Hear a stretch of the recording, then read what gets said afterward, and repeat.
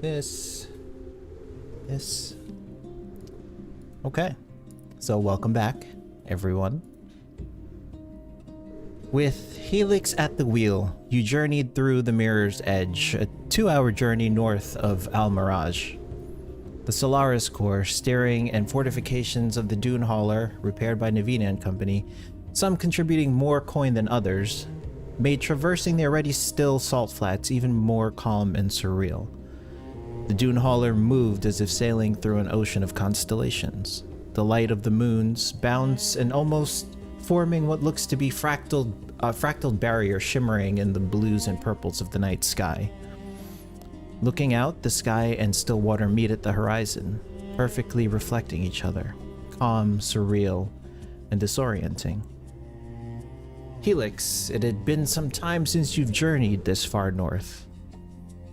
The thought of Lyra reaching for you as she was swept away by the Veilstorm ever lingering in your mind.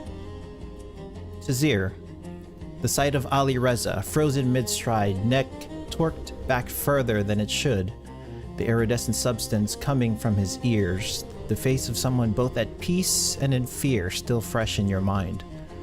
The chaos erupting as more citizens fell victim to this strange affliction. Navina, you held the sending stone the entire way, the one you left with your father. Your thumb traces its surface as you thought of them, your family. Mortimer, Thighalia, Romana, Robbie, your father and mother. You remember his words before you left. Just come back. Intermingled with your words. I'll bring Mom and Robbie home too. Those words linger true in your mind. Salonia, the stillness had played tricks on you. You'd sworn you saw figures out in the Mirror's Edge. Humanoid shapes that shouldn't exist, watching the hauler pass. Some stared, some pointed, and when you blinked, they were gone. You thought of shadows you'd seen looming over Bill, over Null. Dark, sourceless things clinging like smoke. No. Your crystal remained at a constant pulse, almost like a second heartbeat. Though not painful or intrusive yet, you recently recalled your vision of falling from the sky, a swirling, rotating mess of light and color, a distinct line of sand meeting pristine glass. Bodhi, you'd have thought of New Year's Eve, the stage lights, the crowd's roar, then the chaos. Ollie Oakley dying in the street, reduced to ash in your hands. And the voice, your voice, not your voice. The one that had whispered before your performance and again just hours ago. Promises of greatness, of a magnum opus beyond imagining. It reverberates quietly, almost a whisper, a subconscious thought. When the time comes, open your mind, and you shall have it all. The rings of Umbria sprawl across the starry sky on this night. Helix, your hands rest on the controls, the crystal within your chest vibrating. The Dune Hauler idles at the edge of the Copperline as your party prepares for the journey towards the crash site. The ground rises ahead of you in jagged shelves, exposing rock streaked with copper ore, reds, oranges, greens, and blues, staining boulders and tall cliff faces ahead. Salonia, as you look upon this, you feel a sense of vertigo and sort of a parallax effect as you stare down the gorge. The clouds beyond this point hang low, dark gray shot through with sickly yellow-green, churning but never breaking. Orange and red lightning flicker within them, arcing down to strike the metal environment. Every lightning strike is like a flashbang to you, Navina. And even within the Dune Hauler, you begin to taste ozone and copper in the air, which is amplified for Tazir. Before we jump in, this will be a level up episode, but I'm gonna let you guys choose when you level up to level 3. The only stipulation is it has to make sense for your character. So, interesting. As your party sits there within the Dune Hauler idling at the border of the Copperline Gorge, what does your party discuss, and is there anything you need to say to each other before you go in? Playing tunes to kind of lighten the mood, cheer everyone up, like kind of build a camaraderie. Okay.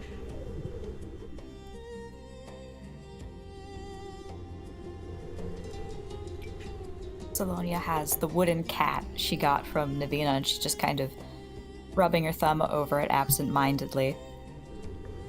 And she looks to the group and says, "Not too late to turn back if we change our mind?"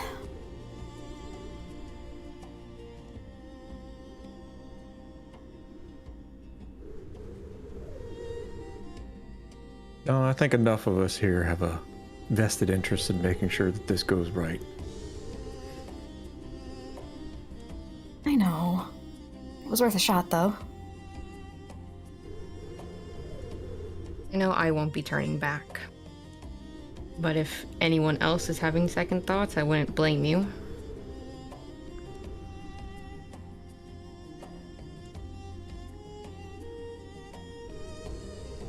I think it's best we don't lose sight of the fact that people are turning into strange statues. So turning back just seems to be welcoming demise.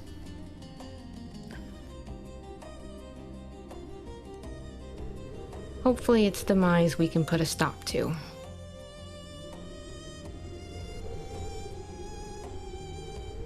Isn't this a cheery bunch? Well, I was also going to say, where's your sense of adventure? But Amen to that, Felix. Felix. yeah, that slip up happens all the time for me. I don't know what it is.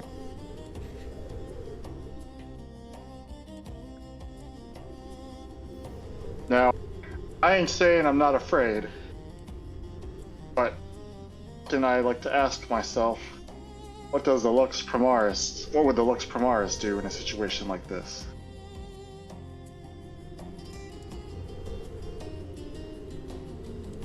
Reckon she would try and stand tall and face whatever comes her way.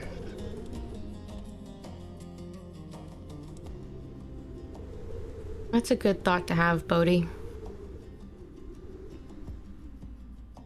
What about you, Null? Any, predictions for how this is gonna go for us? For the first time in my life, I have to say I'm not sure where we'll end up after this, but we should see it through. Who knows? There might be a lot of money at the end of this rainbow for us, or death, but money. who knows? Now, is that all you could think about, Null? Coin in your wallet? In all our wallets. I'm looking for that great story to tell. We come out of this all in one piece. Maybe a scar here or two, but I wouldn't want to live in this world without getting a few scars. Physical or emotional? There's your sense of humor, Null. Personally, I think scars are a bit overrated. They take away from the natural beauty of the world.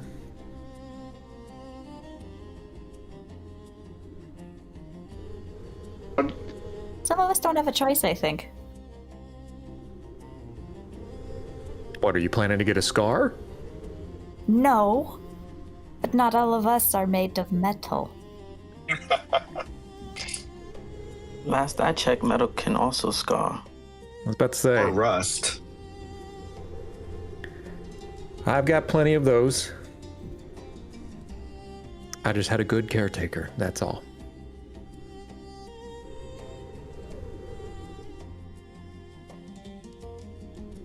And you can see as he says that there's like a bit of a brightness in him.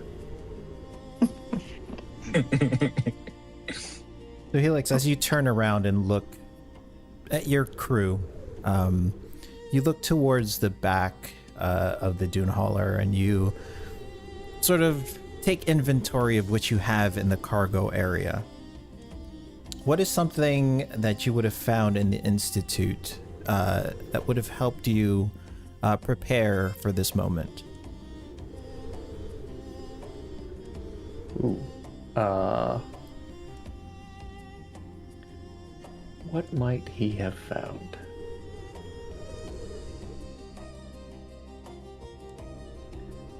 Well,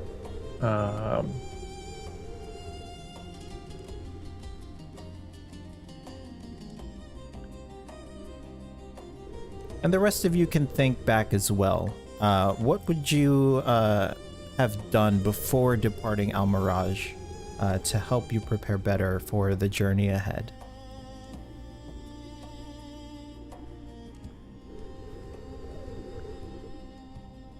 I think that Helix would have just dug around and see what he could have found in the Institute. So if you're willing, seeing as both Lyra, he's from a family of artificers, if you're willing, I'd like to just randomly roll to see, using artificing rules, to see what might have popped up. Okay. Yeah, I'm down with that. So I'm gonna use the artificer rules, but I'm gonna, it's anything that's not a potion, ring, or scroll. Okay. And I'm gonna use common and uncommon. Perfect. If that's fine. Great. Or I can just do common, whichever you would like. Let's do common and uncommon, because I feel like Okay. you may need a little bit more than common Okay. things. All right. Jeez. Let's just see what happens. Okay. So I'm gonna roll some dice here. Let's see what it gives me. Here's item number 1 that I find. All right. What is this? Is this useful? 1, 2, 3.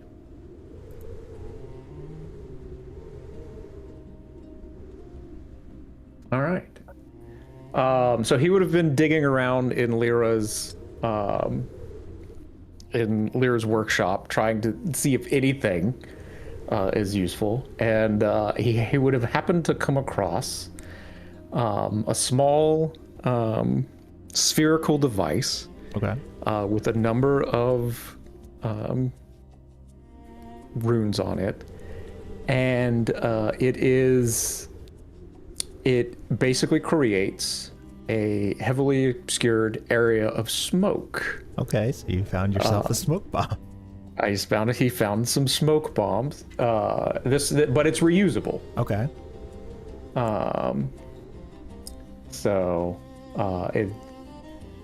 All right, so I will add that to his inventory. Would anybody else have been digging through the Institute?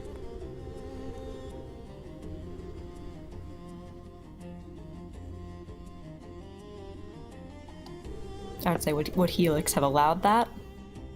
Oh yeah, he would have told people, look around, see what you can find, see if anything's useful. But then he would have said, you're not allowed into these areas, you're not allowed into these areas. Basically, it would have been Lyra's workshop. If we could find anything in Lyra's workshop or the garages or the storage rooms. All right, yeah, Okay. Thessalonia would have. Yeah, I would have helped out. Would have looked around for like a piece of scrap metal that I could use as like a tambourine or something. I mean, I'll say you do No find some cowbell? scrap metal that you've like fashioned together, little bits of scrap metal to make a tambourine. So you can Nice. add a makeshift tambourine to your inventory. Sweet. So what does Salonia have to roll to find? So Something. I've got it set up. I've got the rules set up. You roll a d6, and that'll tell me what group you're doing, and then a d20 for the item within that group. So all right, so group 1. which amounts to pages. All right, and the 3. a 3. 1, 2, 3. Okay. You would have found a strange looking arcane kettle of sorts, with a dial on the bottom of it that you could turn, and then whenever you tipped the kettle, it wouldn't immediately pour out, but you would watch as it would fill with some sort of liquid. Coffee. As you find an alchemic jug, an alchemy jug. Oh. Okay. All right. She's got her Exactly, coffee. to-go coffee mug she found in Lyra's To-go workshop. coffee kettle. Yeah, actually, this produces wine and beer and honey even better. and So a little, so some coffee with a little bit of Guinness in it. yeah. So yeah, add an Take the alchemy edge jug.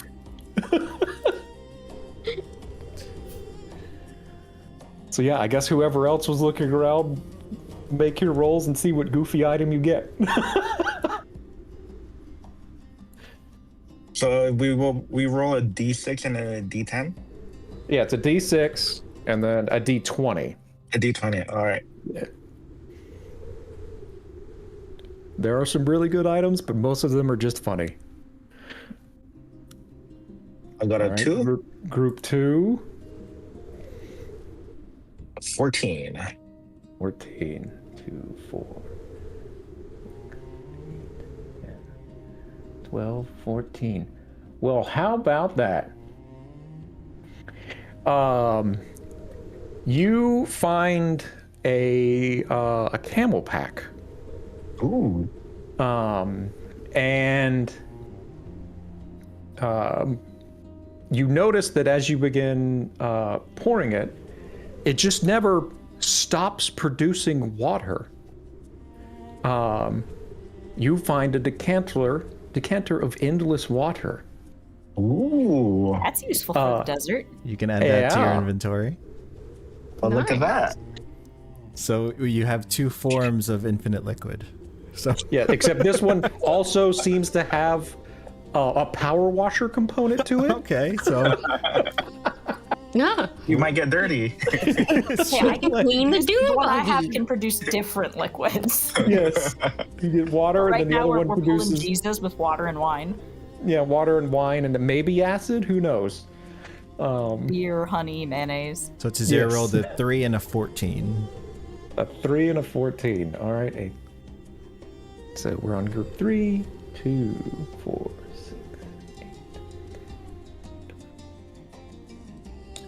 8. Ooh. You find a set of gloves that spark your interest a bit. You go to you just put them on, and the second you put them on, they actually completely vanish. You can still feel them on your hands, but they've just disappeared from sight. And you suddenly feel like your fingers are slightly more dexterous. Maybe something if you're feeling a little, thievish, as you find gloves of thievery. Oh boy. Oh, no. The wrong person to give it to. Oh, yeah.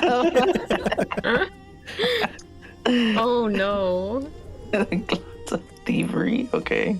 Let me add that.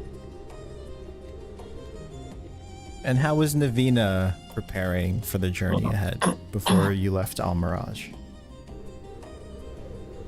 Could I have tried to stuff a bunch of the snake in the dune buggy? Sure. So let's do. Or it's like, even if she just took apart part of the exoskeleton, just try to bring at least the metal. Okay. So go ahead and roll me. Let's go with 3 d20s. Let's see how much metal scrap you were able to haul on from the snake. Do you want individual or all together? All together. Okay.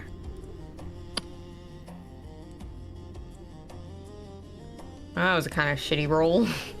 So you were able to scrounge about 17 pieces of scrap metal from the snake, usable. Because a lot of them were filled with bullet holes. Yeah. From Tazir. Oops. So yeah, you have 17 pieces of scrap metal that you can use. However, your mind can imagine. Sweet. So, as you all await the journey, Helix, you're at the helm. What do you do next? All right. Alrighty, seatbelts, everyone. We're all good, so we will just head on out.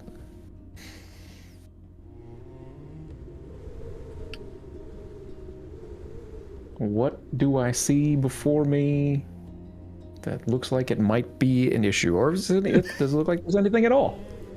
You can go ahead and make a perception check. Mm-hmm.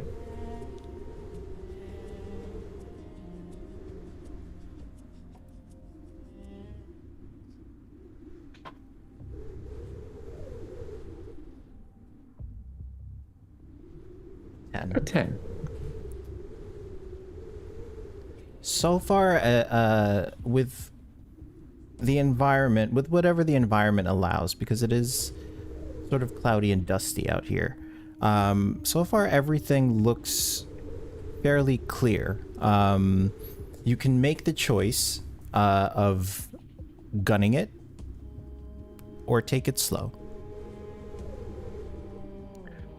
Helix is an old man, and therefore a bit of a Sunday driver, as he leisurely makes his way through the desert.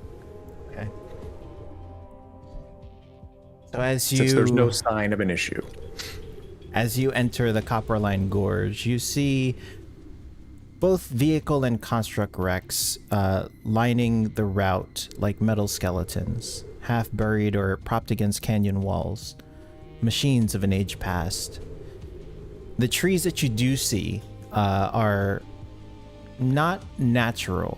They are sort of frameworks of copper and iron, twisted rods of trunks, sharp metal sheets for branches, thin discs for leaves that sort of clatter in the wind. Some lean at impossible angles, 20 feet tall and corroded. And as you travel a bit further into the Copperline Gorge, you see what looks to be a wide path, clear sight lines. You see that the heat shimmering from the metal ground distorts the distance, but you don't see any immediate obstacles visible. So you can go ahead and make a dexterity check using the vehicle's stats. How do we get to the vehicle stats? They are on the icon on the screen. I believe you should have access to it. I do not see an icon. Yeah, there's no icon. Uh-oh. You might have to Stats just... are still in the note section. They are also in the note section, correct? Yeah, the deck should be a +1. Yeah, it's just that I can roll directly Okay. from the sheet.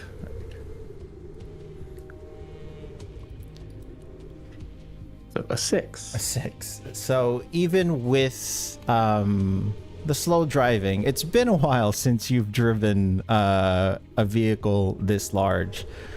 You sort of go over pieces of metal on the ground that jut up, scraping the sort of bottom of the dune hauler. The dune hauler takes 3 points of bludgeoning damage.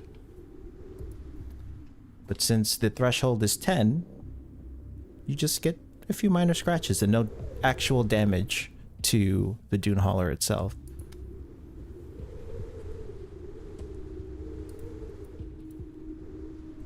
He's just gonna chalk that up to terrain. Yes. And as he continues to attempt to, because he knows that his crew is also, I think we were trying to get sleep while I drove. Is that correct? Yes, it is. It is nighttime. It's about 8-9 p.m. At night. So every time he hits something, he kind of winces for a second, then looks to make sure that everyone's still asleep, and then just goes back to what he's doing. So as you continue forward,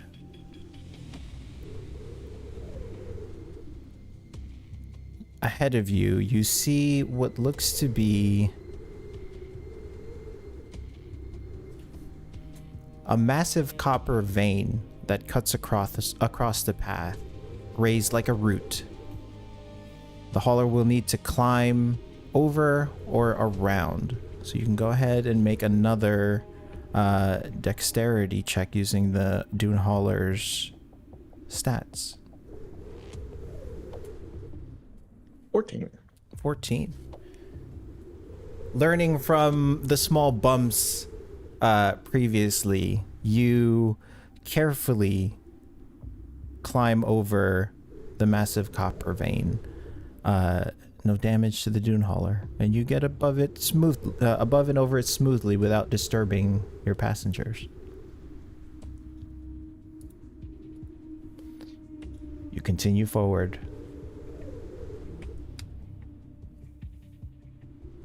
At what speed are you going at this point? Are you still taking it slow, or are you going a little bit faster? As I get more comfortable with it, I would be.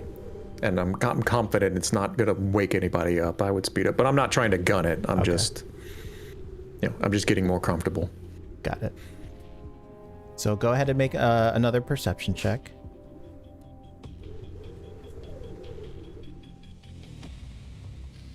Seven.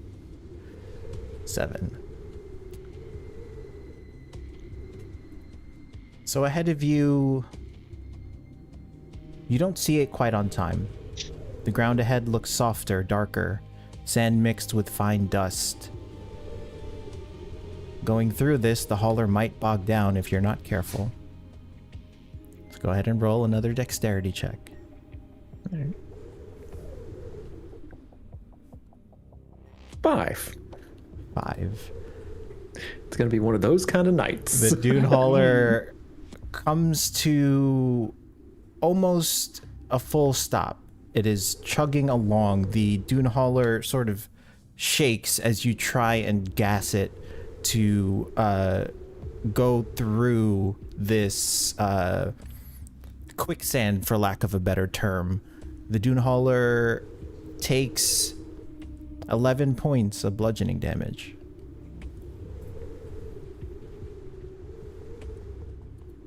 Threshold was 10. 10, yeah. Okay. So with that, everybody is awoken by the shaking and almost the sudden stop. You guys are at a crawl at the moment, stuck within this quicksand as you look out the windows. Did we hit something? Happen to you see him like revving, just yeah, we appear to I got some unfavorable terrain that we have encountered. It snuck up on me in the night. Oh, we're stuck? Yeah, it does appear that way. Does anyone have anything to deal with something like this? Or does someone want to take over while I go outside and take a peek? Or do you want some of us to get out and push? Well, I don't want you to sink into the quicksand. Oh, it's quicksand. From what you've gathered with your perception check, yes, you think it's quicksand. Would an unlimited supply of water dilute quicksand? Is that a thing? I think it would make it worse. Yeah, that would make it worse. I'm a psychic, not a scientist, all right?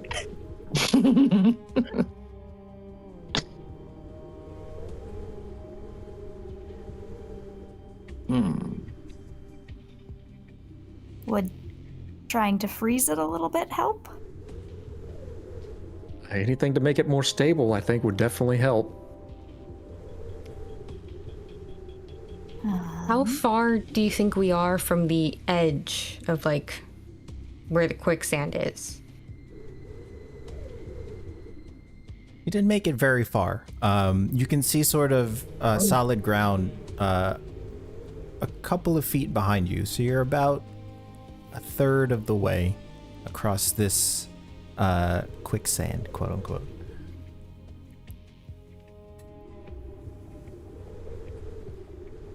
Okay. It's chugging along. It's just not moving. It's at a very slow crawl at the moment.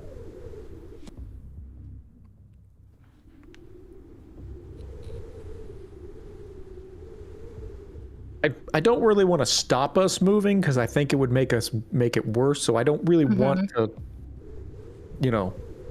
So someone's gonna have to pop out the back and take a peek at what's happening. Because I'm assuming there's a large kind of loading bay that the stuff comes in and out of. Absolutely. So he just reaches over and, like, I guess presses a button and the back opens and just starts going down. So who is going to take a peek? Salonia will go look. Okay. Go ahead and make a perception check.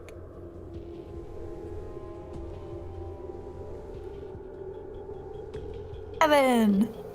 7. Just immediately behind you. You don't really see anything else, given the environment. But you can see that if you were able to freeze it just right, you could help in getting some traction.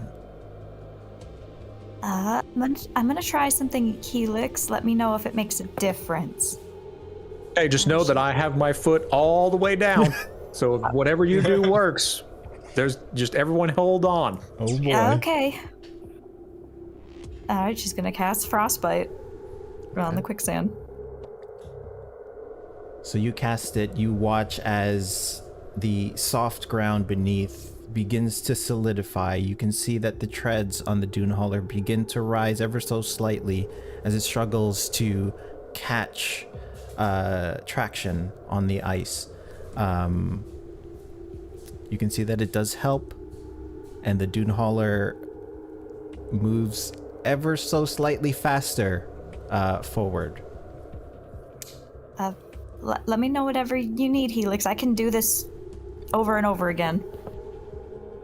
Well, it appears to be helping, and we're also not jolting forward amazingly, so nice steady pace. We can keep this going while people think of other things that may also help. At this rate, it's probably going to take you the better part of an hour or so to get across this thing. So put your brains together. While everyone else is thinking, she's just going to keep casting Frostbite every few feet. Yeah. I have an idea. I'm not sure how effective it would be. And you would probably have to be the one to do it, Helix. My idea is to basically make a makeshift anchor for you to sort of chuck in front of us and then try to help pull us, basically. All right. I'm not sure how effective, but it's an idea. The same basic, just winching us along. Yeah, no, that sounds right. That's a normal thing in these types of situations.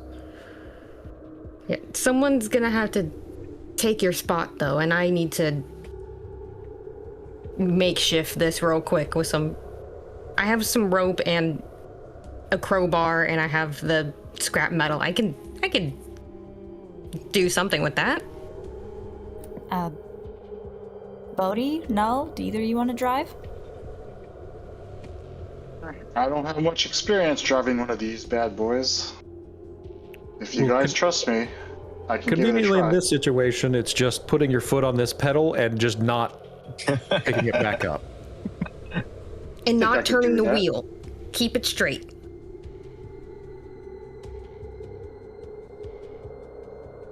Yeah, so Navina is just gonna be like in the back using her rope, a crowbar that she has in one of the pieces of scrap metal to kind of like tie it all together. Like the rope around the crowbar is like the main piece, and then the scrap metal as to sort of get more sand, so you're actually pulling on something. Okay. Go ahead and make a dexterity check. Add your proficiency bonus. And let's see how well you make this thing. The DC on this is fairly easy. Since this is more or less a basic item. But you sort of 7 total? You sort of forget 7 total? Does a 7 help more? you It's the night of the sevens. you put something together.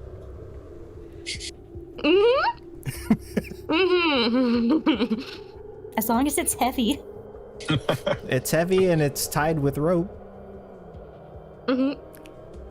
Yeah, hey Helix, would you just mind like checking my knots and everything before you chuck this out? But it's not my best, but it's something. Sure. And Helix will give it. He'll just start tugging on the knots to see how they hold and stuff like that. Immediately comes loose. He just holds the crowbar up and then the rope up. I don't think this did what we were hoping. No, I'll try again. She'll undo it all and try to redo it. And then he'll here try and incorporate one of these, since this is like made for throwing. I mean, I could just swing it, but maybe using an actual instrument for throwing would help. And he'll hand her a javelin. Ooh. Okay. So go ahead and give me another dexterity check. Add your proficiency bonus. Oh, come on, dice. 9 total. Woo, 2 more. Yeah. God. He's about to lose a javelin. You tie things together. You put something together. Oh no.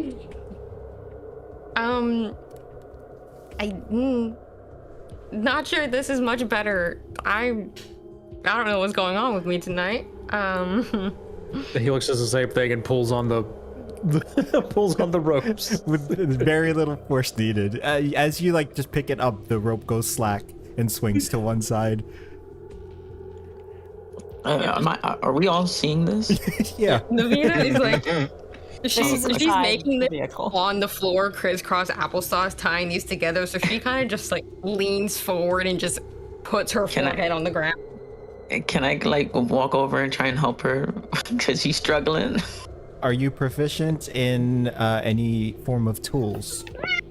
I don't know about that, but You just picked up gloves that make you more proficient yeah, I in sleight of hands. I guess, yeah, that's true. All right. So as you take another 20-30 minutes again, go ahead and make your dexterity check. Add your proficiency bonus with advantage this time, since Tajir is helping you out. And as you're doing that, Bodhi, I need you to make a perception check. Oh my 14. With 16 total plus 2. With the help of Tazir, you're able to make something better than your previous 2 tries. You don't know if it's your nerves or the environment, but you feel good about this one. Okay, I think I got it now. Thank you, both of you. Just check it again, just in case, but I think this should be fine. Helix checks it again. Does not come apart this time. It's tied Alright. actually very well. All right, that's better. That's better. Okay, I can create things, I promise. I don't know what's wrong with me tonight. Bodhi, as you keep the pedal to the floor, you're crawling ever so slightly. You're about halfway at this point. As you look ahead of you, the dust and environment sort of clear in front of you. You can see two figures standing on the other side of this soft earth. How far away are they about? A couple of 100 feet. What do we have here?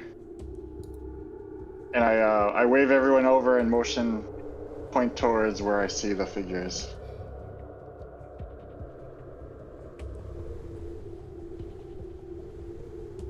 You think, Do we see them?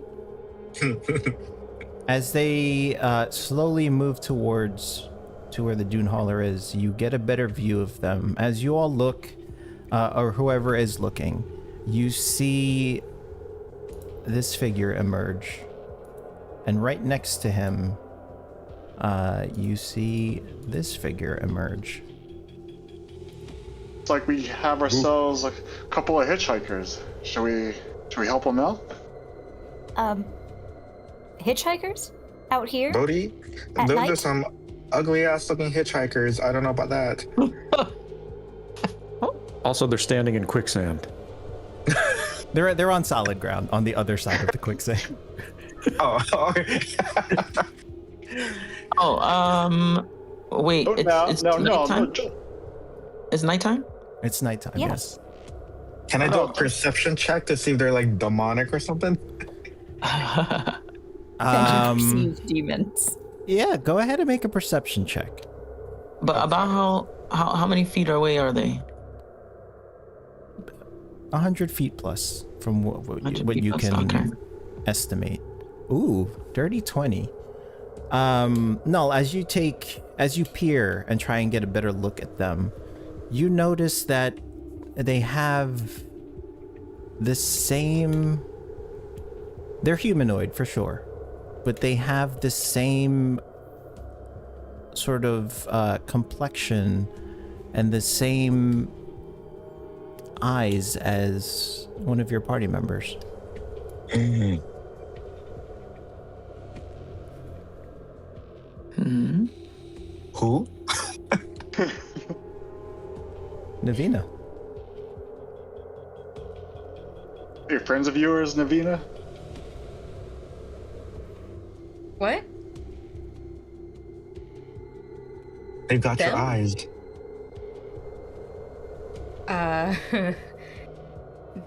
No. I don't know them. We're approaching. Oh god, don't do that, Bodhi. Well, they're kind of It's in on the the way. pedal. Helix. Helix climbs onto the roof.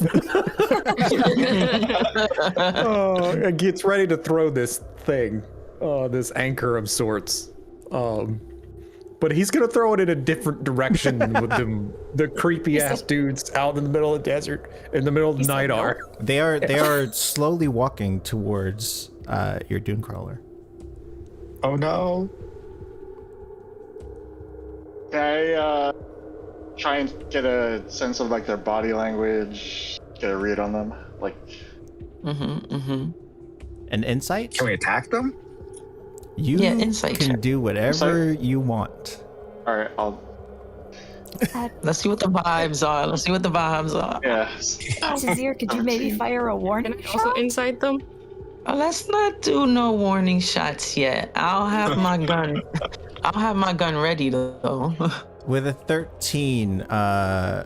Tazir, and an 11, you can't glean anything from their movements. They're just moving towards you. Alright, can Can I have my hand on my gun ready to fire at a moment's notice? Absolutely. Okay. DM, what about the 17? Oh, the 17 insight.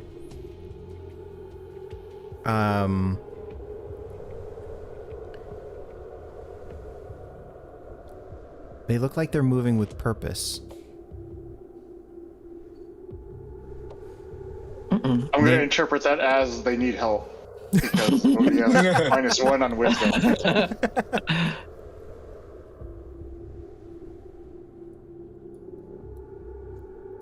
Maybe they just need a ride. Get out of this quicksand. Do you guys see the icons on the screen, by the way, or no? Still. No. Make sure the darkness on the map is turned off. Because it turns on by default now. Darkness on the map. Yeah. I'd have to bring up another. There's a setting that's like darkness level. Yeah, that's at 0. No, yeah, there's like a checkbox that says completely disable. Yeah, it's off. Oh, move the icon? Quick question. Is anyone able to share their map without throttling their internet?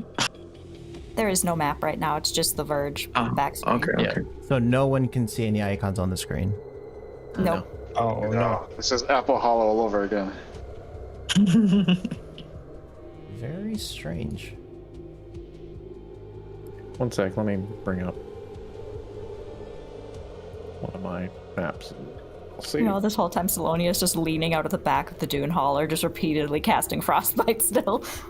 I mean, Helix is throwing that anchor to the side. Okay. So I don't know what you want me to do with that. Go ahead and make an athletics check. As he's preparing, he's holding the anchor, he starts like swinging it, and then he holds the javelin up and gets it, and then his forearm will begin to glow yellow a bit as he rages, but in a form of dad strength type rage, and throws this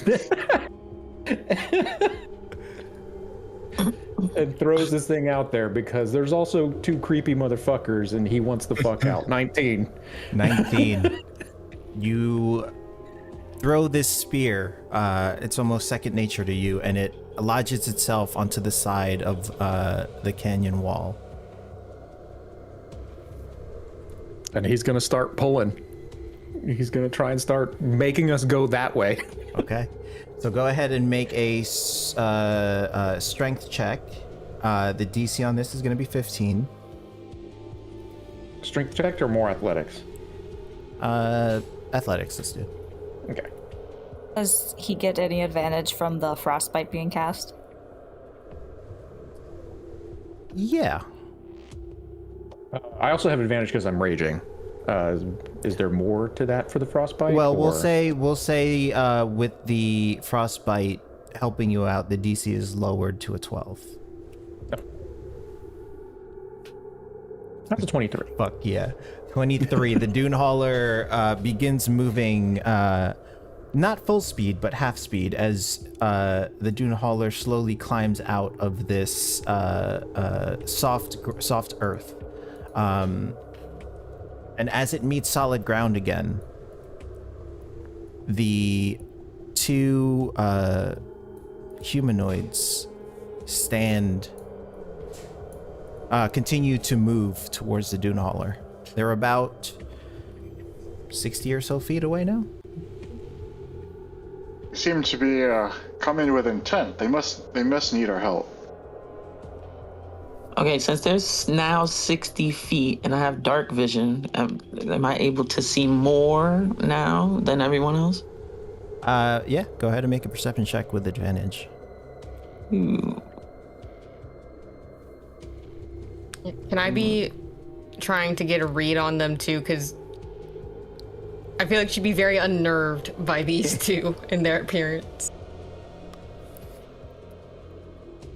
Of the 14, you peer. You can slightly see what looks to be numbers on their neck. You can't tell what it is, but you can get a sense that they are numbers tattooed on their necks. Ah, tattoos. Oh wait, no, that's just Navina, right? You're getting closer. They look like they got tattoos on their neck. Does that mean anything to you, Navina? Numbers?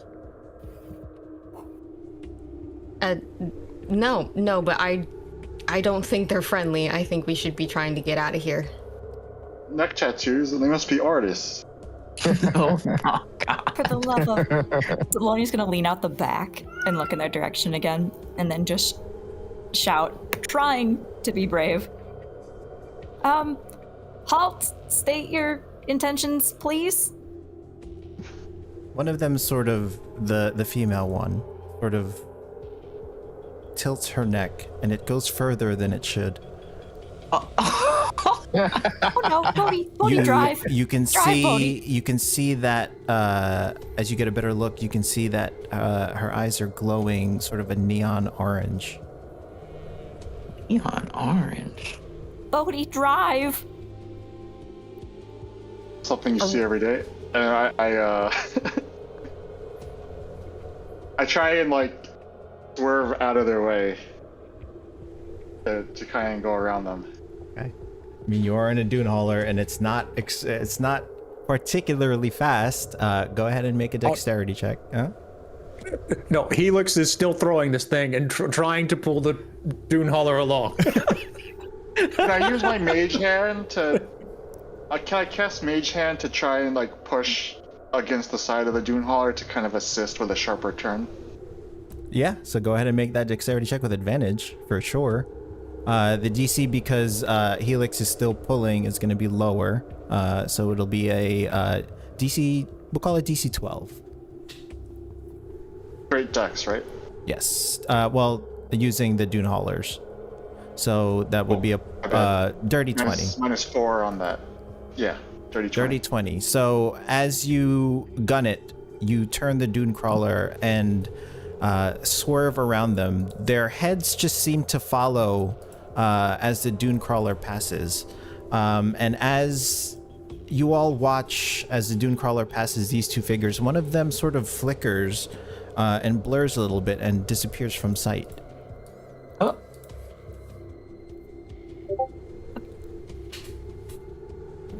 What? Y'all see where that fellow went? Are they a mirage at night? You hear a thump on the roof of the dune hauler. But Helix is on the roof. Felix? Helix is on the roof, but you're facing forward. You feel the thump behind you. Oh, he's gonna immediately turn around. You see this male figure standing, head almost tilted down, his white hair covering his face.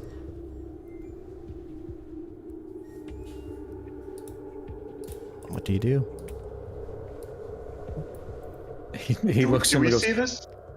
They're no, on he's the on roof. the roof. We can't see I'm it. on the roof, yeah. But we heard the thump. You heard the thump. So can I like try to run up there? Well, Let's let Helix react first. since Yeah, he's- yeah. he turns to it and he snaps the anchor back from which is into his hand, and he's just holding it with a crowbar javelin monstrosity in his hand, and he just goes, "Hello there, little one. What knowledge do you seek today?" Girl. You're gonna have to narrow that down. There are several. He sort of smirks, and he lunges towards you. I need everyone to roll initiative. Oh man.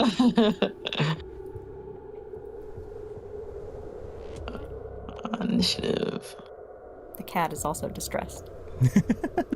Oh yeah. Solid 8. Where'd the initiative roll? Should be on the So top. on your sheet, near the top, all the way to the left. All the way to the left. By the way, I sent you a screenshot of the settings I have on maps. Yeah, they all seem to be turned off. Let me It should be right next to your armor class. do this. Oh, okay, I see it. Thank you. No problem. And then this. Did that work? No, try to move one. Just like drag it somewhere. I've moved it. Hold on. Let me do something else. 1 second.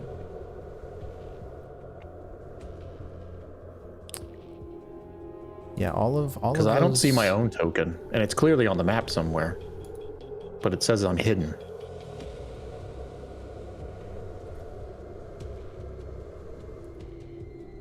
Maybe that's why you guys can't see it.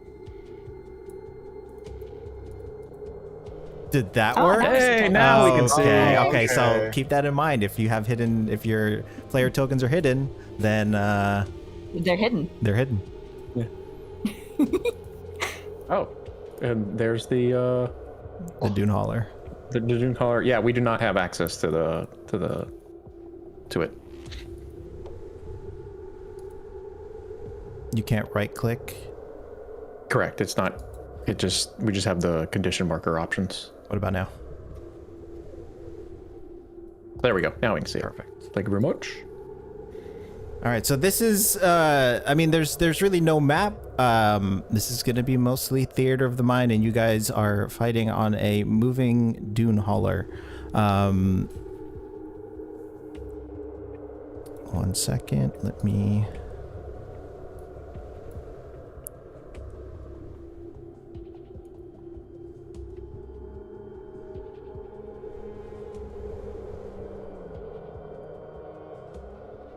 Okay. First up, Navina. Oh no. So we can only see the woman who is still like 60 feet away. Yeah, and you can see that she begins moving, keeping pace with the dune hauler as she runs sort of alongside it.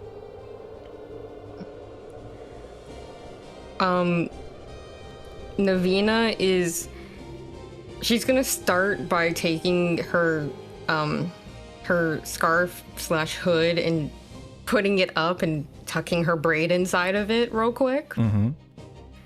And then she's going to pull out one of her revolver and go to the back where Saloni is, like whichever side the woman's on, she's going to that side Okay. of the opening.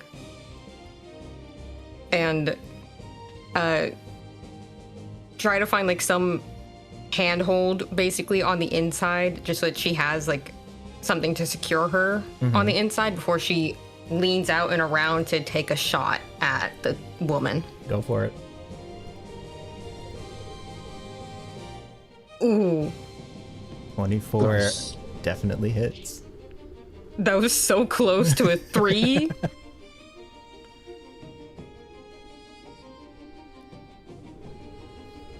12 points. Oh wait, did I roll the dagger and not the revolver? You No, did that roll was a dagger. revolver. I was like, she's throwing a dagger? Oh, yeah, go well, we'll take was my bad. what's your 2 hit on the revolver? So we'll take that 19. What's the 2 hit on the revolver? It's a 3.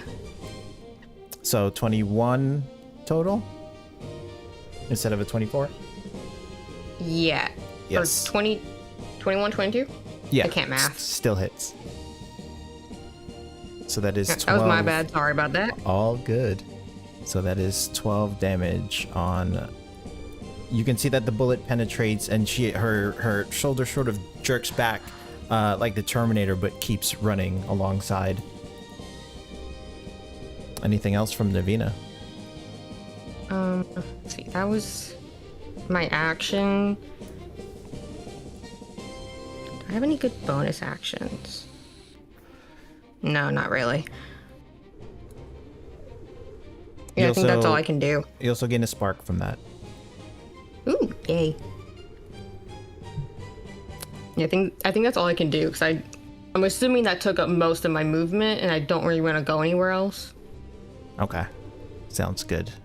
Tajir, you're up.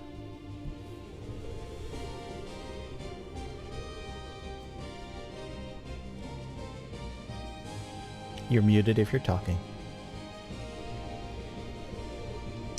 Sorry, but I was just getting my food. Y'all caught me at the bad time.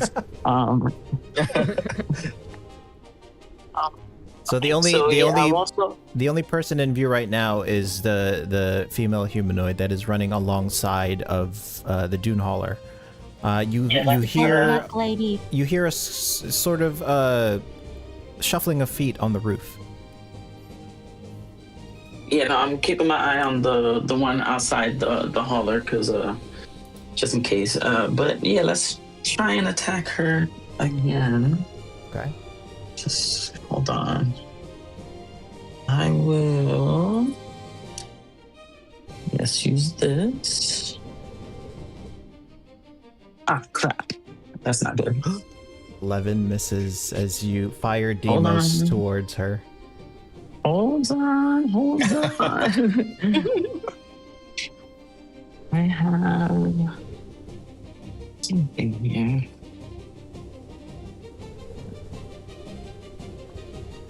Actually, no, I don't. Oh, yes. Okay, here we go. I want to use my maneuver grazing shot. Okay. What does that do? So it says I can expend 1 wrist die to deal damage equal to a roll of the die plus 3. Okay. Oh, hold on. Let me Go just... for it.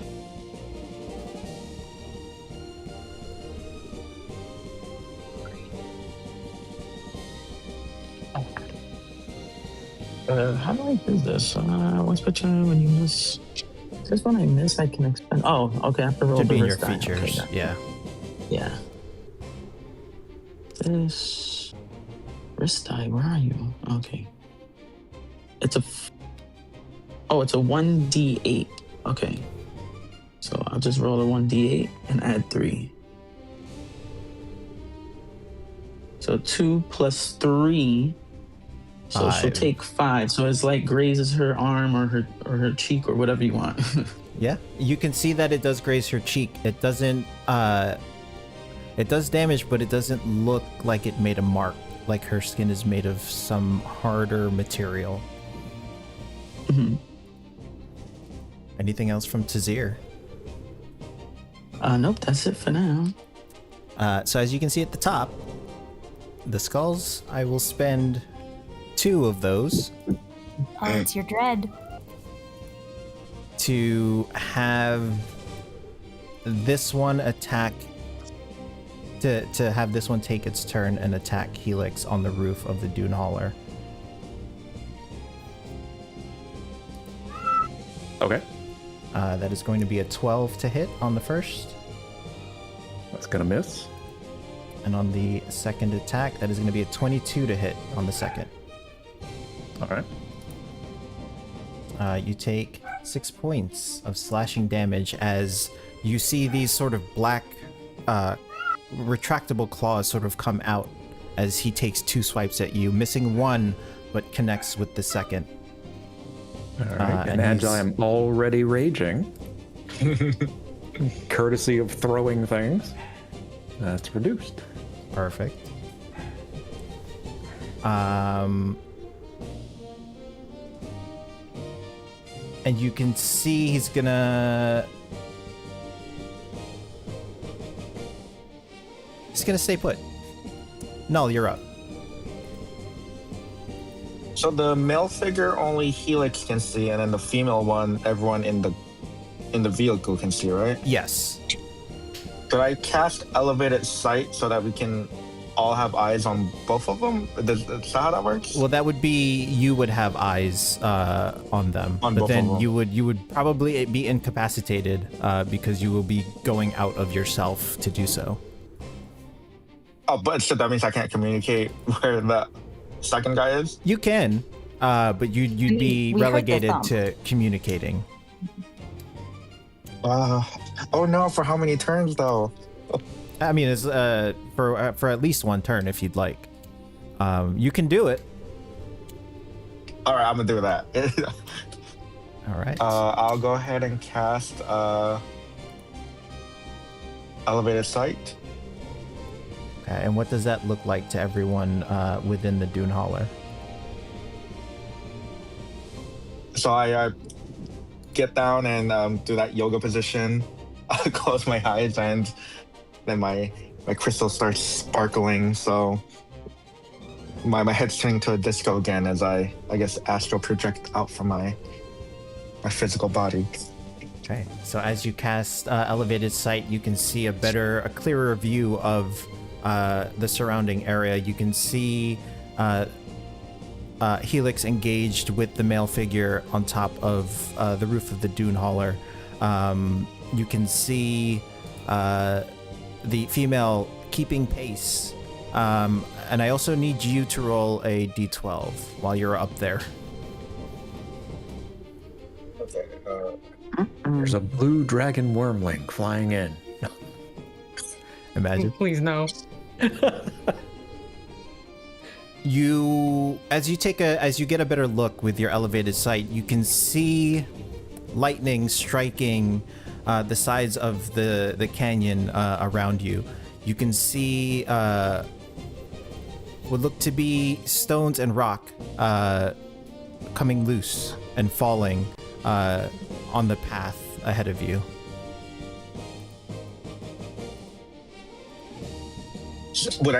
Am I able to talk to the group still? Yeah, absolutely. Okay, so after I cast Elevated Sight, I tell the group, okay, so someone keep eyes on the demonic one outside, but the other one is on top of our vehicle engaging Helix. And then, oh shit, there's rubble on the road, guys, be careful. Bodhi, watch the road. Oh yeah, I'm still driving, right? Yep. There's rocks, the weather's going crazy. Anything else from Null? No, that's it. All right. Bodhi, you're up. With the warning from Null, you see the rocky debris ahead of you. Are you? I'm assuming you're gunning it at this point, or are you still moving at half speed? I'm trying to gun it. Okay. Trying to outpace the one running alongside, but to no avail, obviously. So go ahead and make a dexterity check using the stats of the Dune Hauler.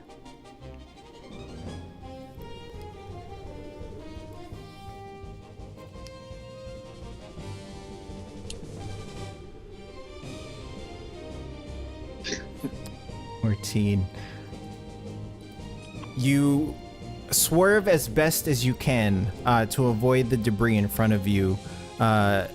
You scrape along the sides of a few of the debris. Doesn't do enough damage to affect the Dune Hauler's HP, but you get it dinged up pretty good. Everyone inside, go ahead and make a strength saving throw. And you as well, Helix. Including me, right? No, you're good. Right? God.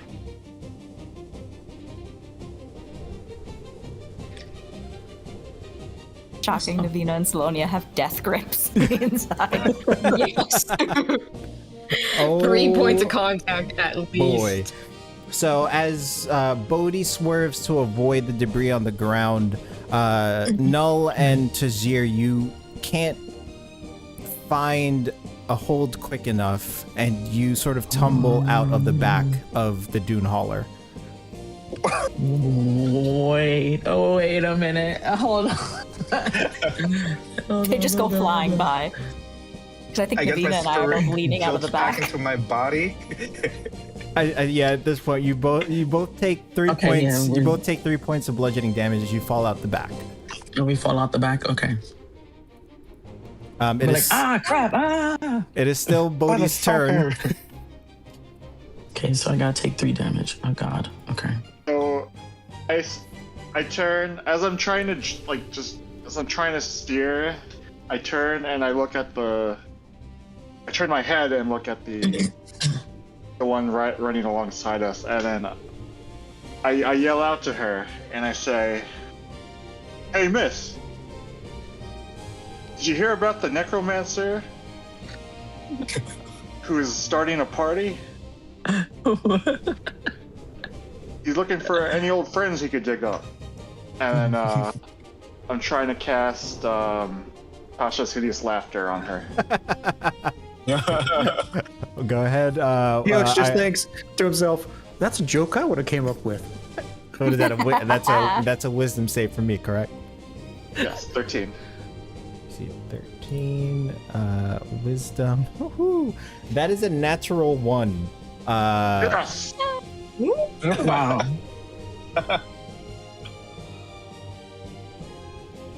You can see she begins. You see a smile beginning to form on her face as she stops and begins laughing on the ground as your Dune Hauler pulls ahead.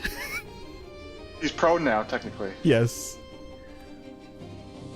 Can I try and... I don't know if I'm out of action economy, but can I try and turn around and pick up Nolan? It'd be probably faster if you just stopped. The Doom Crawler is large. You might How say far Helix. away would we be from them already? At this point, they're about like 30 to 50 feet. At this Damn. point, yeah. But if he did a hard stop, wouldn't Helix and the other guy like get thrown off the roof? Yeah. Yeah, but the other guy would get thrown off the roof. Wait a second. That sounds like a good idea. So what are you doing, Bodhi? I start to slow down a little bit. Okay, so you're doing it slow. Yeah, so keep ahead of the prone demon lady, and Okay. then, but also not to halt and like disrupt Helix on top. Okay. And that's my turn. Perfect. All right, so you come to a stop eventually. I'm going to use. Actually, no, I'm not. Salonia, you're up. Okay. So, Salonia, if you'll allow her, she's not going to crawl on the roof, but she's going to try and get up high enough so she can see what's going up on the roof. So you sort of just like come out of the dune crawler and just peek your head out? Yeah, like the she's top? holding on to like a handle or something inside, but she's kind of just hoisting herself up to see. Yeah. You see Helix engaged with this male humanoid who is moving freakishly fast. Okay, she's going to cast Frostbite on him. Okay. And he's got to make a saving throw. Constitution. Constitution save. DC is 13. That is a 10. Well, he makes it. 10? He Oh, fails it. god damn it. I thought you said... Never mind. I'm dumb! Okay, so he's gonna take damage, and he has disadvantage on next weapon attack roll. Hell fucking yes. Nice. And that is Right? disadvantage. And then she's gonna duck back inside the Dune Hauler. That's my turn. All right. Helix, you're up.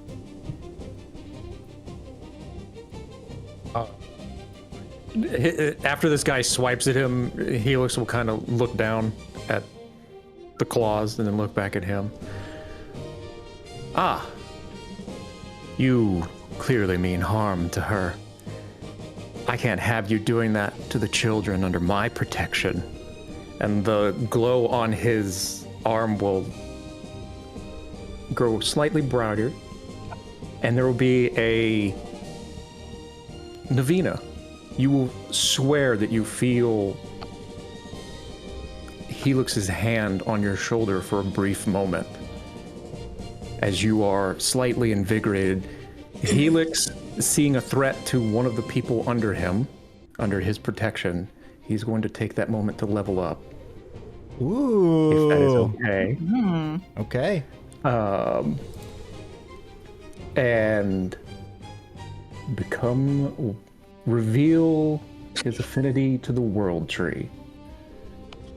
So you gain, Navina, you gain 7 temporary hit points. Shit. And then he's gonna reckless attack. Oh, yes. Go for it. Okay. How's an 18 do? 18 hits. All right. For 8 points of piercing damage. Mm-hmm. And he's gonna, they're on top of the Dune Crawler, but he doesn't want this man on top of the Dune Crawler anymore. And he's going to push him. Hell yes. And I'm assuming 10 feet's gonna be enough to send him off. Easily enough, yes. At least off one of the sides, not the back. Yeah. Yeah, he would have done the mental math to go, oh, okay. Yeah. The left looks good. Boop. He'll, whatever side Salonio popped on, he'll do the opposite. You got She it. popped up from the back. Oh, okay. Well, then he'll just, left looks good. Boom. So what is that, a So strength? does he also take fall damage? No, that's just a straight, if I hit, he goes. Okay. Yeah, I'll say he takes a d6 point of damage. Hold on. 1. He takes to roll that 1 or point you? of damage Okay. as he falls off the side. And then Helix will stay on top for a moment. Actually, he'll have seen that Null and Tajir fell out the back, right? Yes, they are about here. Okay. They are sprawled Okay. in the sand. So he will also slide off to stay engaged with this man. Okay. Not give him try to not give him an opportunity to run to And- where they are. Fantastic. So let me do this. Let's do this, and let's do this. Little grid action. Anything else from Helix? That is it. Perfect.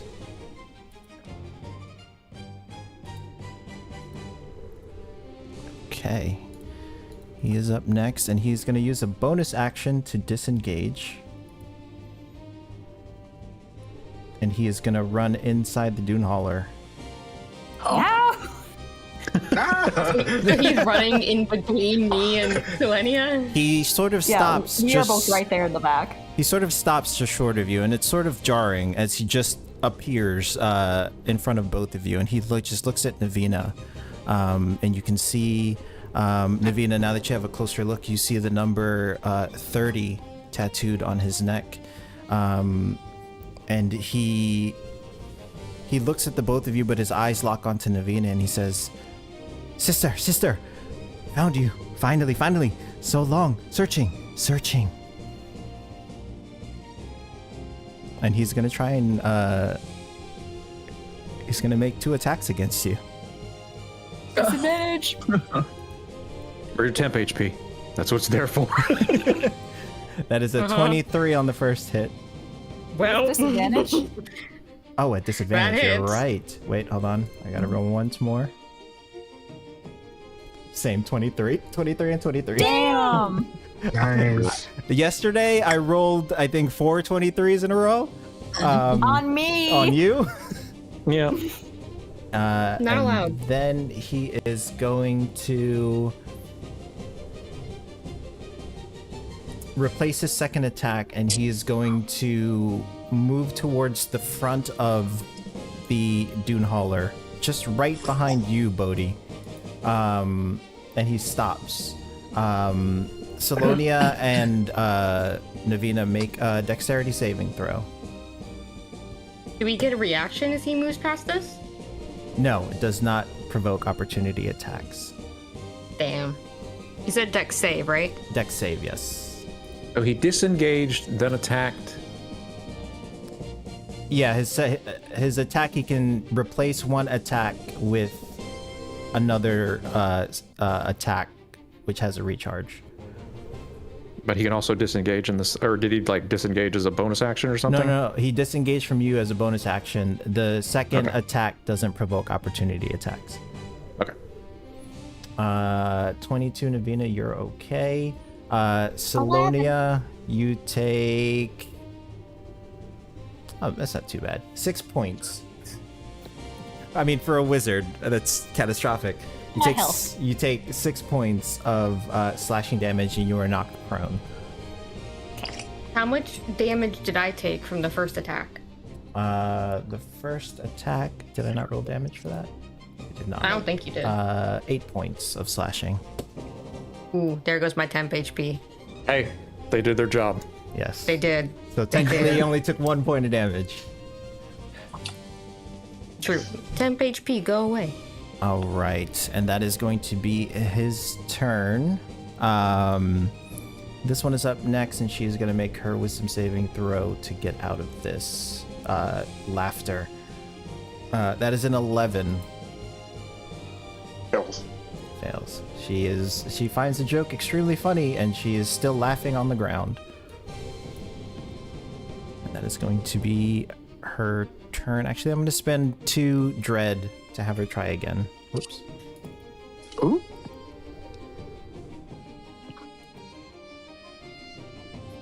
Even worse. She's still laughing. She loves it. She loves the Yes, she joke, loved that joke. so much. Might have to marry her. Navina, you're up. Okay. How far away is this guy from me? Like, how long is this dune hauler? The Dune is fairly large. He's about 30 feet. Okay.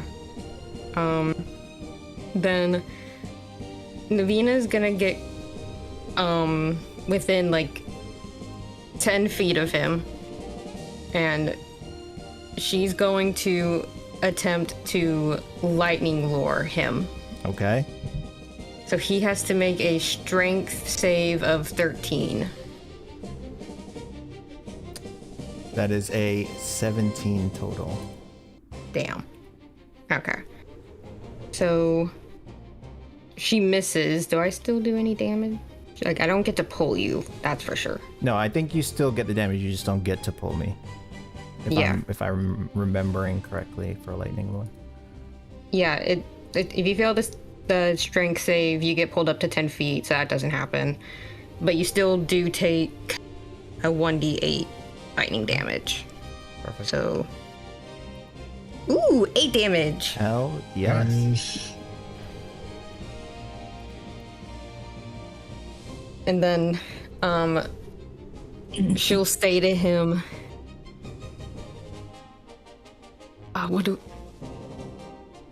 why have you been looking for me? Do I know you? Master wants all his children to come home. Well, you can tell Master to go fuck himself. Get out. Oh, Hell yes.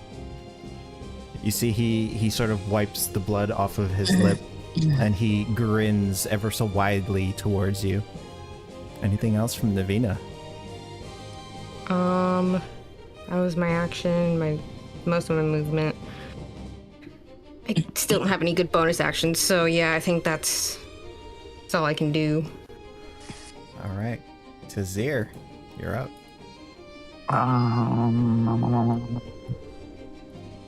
Okay, so me and Noel are just, I guess, running at this point towards the dune hauler. You're prone, so you would have to use half of your movement to stand up, and then you have half your movement to move.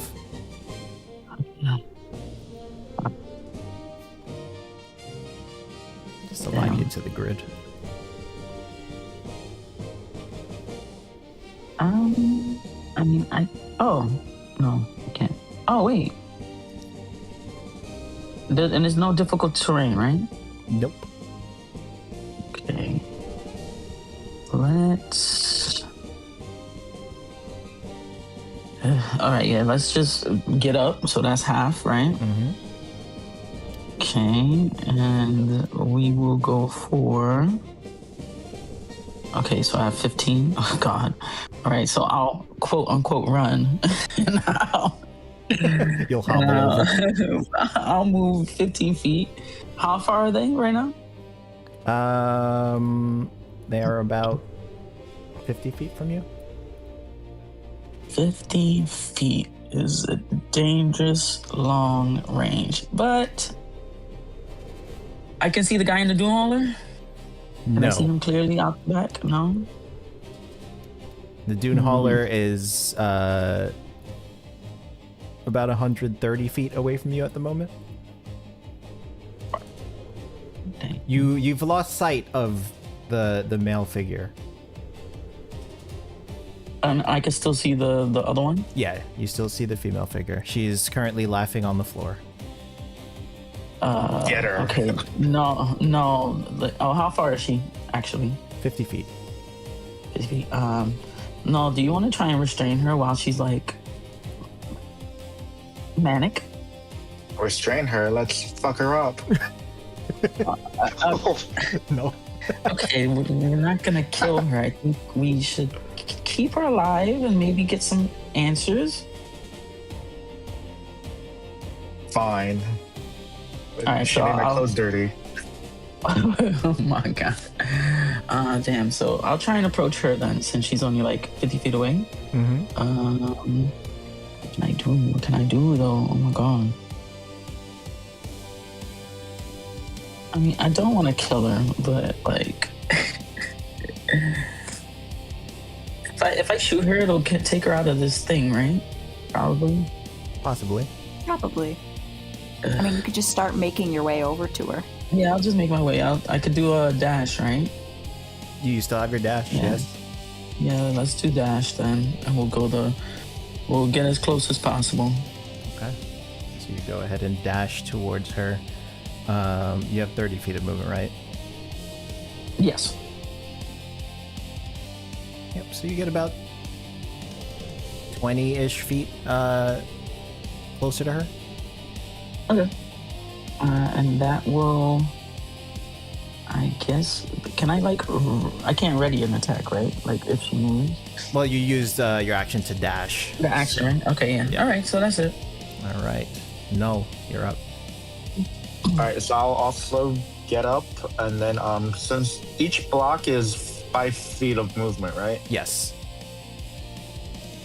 So I'll get up and follow right next to Tajir. And then I guess no one else, we're too far away from the vehicle for me to bless anyone else if I were to do that, right? It's let me see, 30 feet of range. Yeah, We're further than the only person in range right now would be Tazir.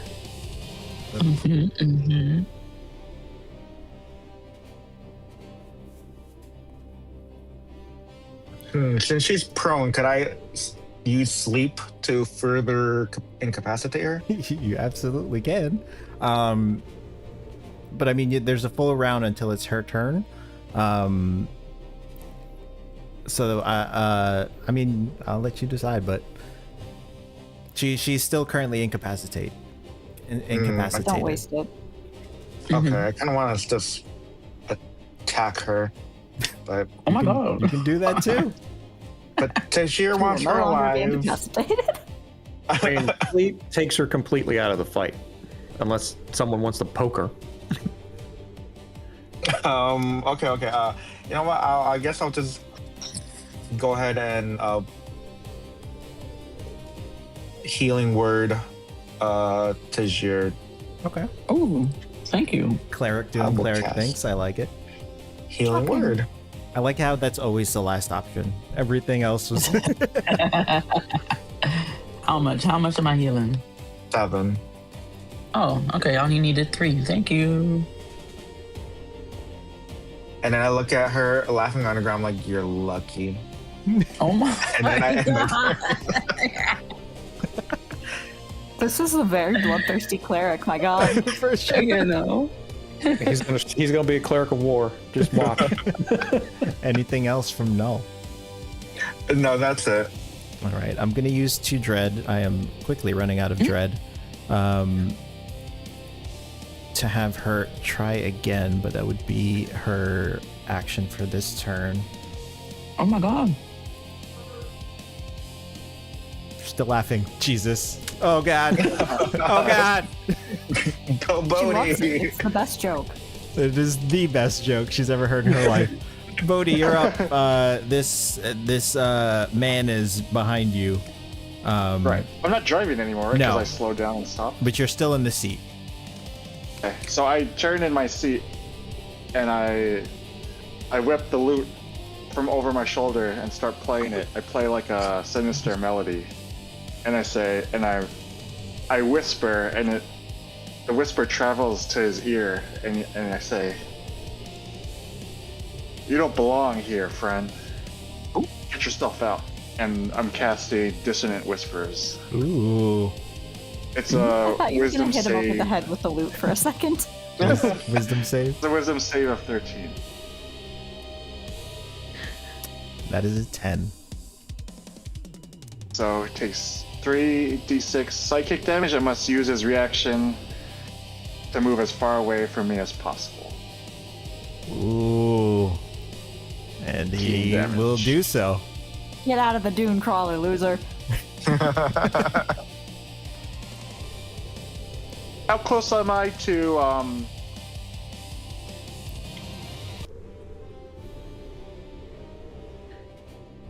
Nia? Oh, I think you cut off.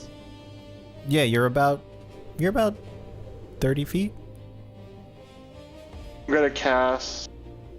Can I do it? Bardic Inspiration. I give her a thumbs up and I say, "You got this, friend." That's my turn. Okay. Salonia, you're up. You've just been inspired by Bodhi. His she's gonna soft, soothing get up. voice reaches your ears. So get up and she's gonna look over at Navina. And Navina, do you have any armor on? I don't believe so. Sorry, my iPad's like dying, so let me turn it back on real quick. I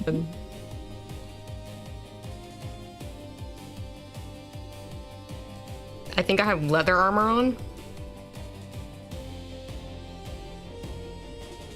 Yep, that won't work then. Never mind, I can't help you.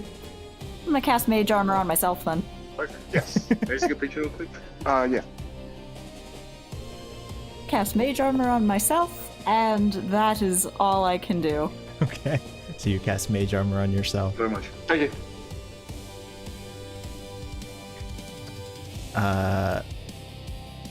Helix, you're up.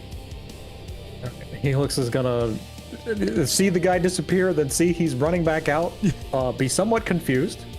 So he's gonna peek inside, see that Navina is fine, but Salonia is bleeding out for some reason.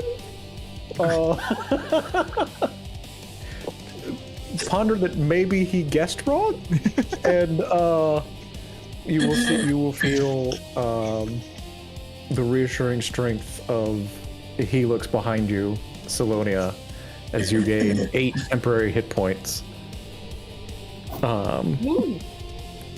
And he's going after this dude, but he's gonna. Get him. He doesn't have to be. He's like. He doesn't have Get to him, be in Grandpa. his face. So yeah, he's gonna take a position behind the at the entrance of the dune crawler and take a swing as the 16. 16 hits.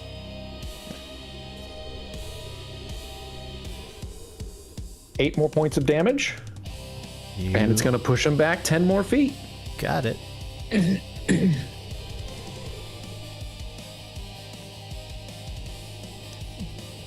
Anything So else? I would have been fighting him. I would have been 5 feet away, so he would be 15 feet away from me at this point. Yes. And then he'll just hold his position there. Perfect. Okay. He is up. He looks towards you, standing in front of the dune hauler, or at the back of the dune hauler, And then he sort of surveys the field, looks towards his companion. He runs towards her and picks her up. Oh. And he's going to Damn, he's fast. He's going to take the dash action and move further.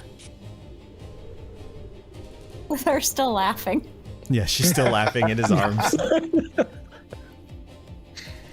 And that is going to be his turn. Her turn comes up. Will she stop fucking laughing? No, that is a 3. She loves the joke so fucking much. Bodhi, you are her favorite person. And that is her turn. Navina, you're up. Okay, if I move to the back of the dune hauler, how far away are they? At this point, they're 60-ish feet away from the dune hauler, 60 plus feet. Okay.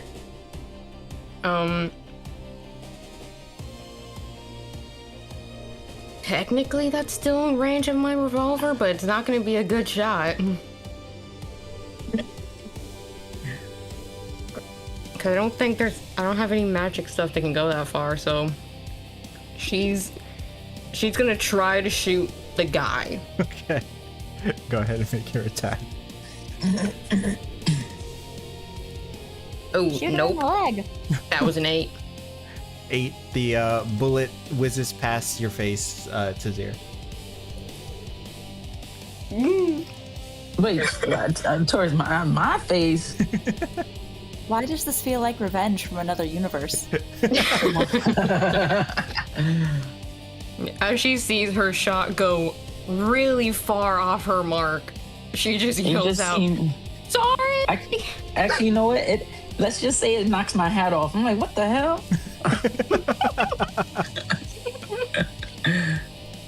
Anything else from Yeah, Navina? the sorry still stands. Madu sends her regards.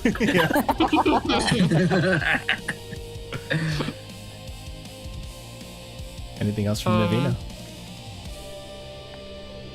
The dune hauler is still moving, so I don't think jumping out is a great idea. No, it stopped. No, it's stopped. Oh, it's stopped now? Yeah, Helix is standing at the bottom of the ramp. Okay. So I don't think I want to give chase. I think she's gonna stay on the ramp.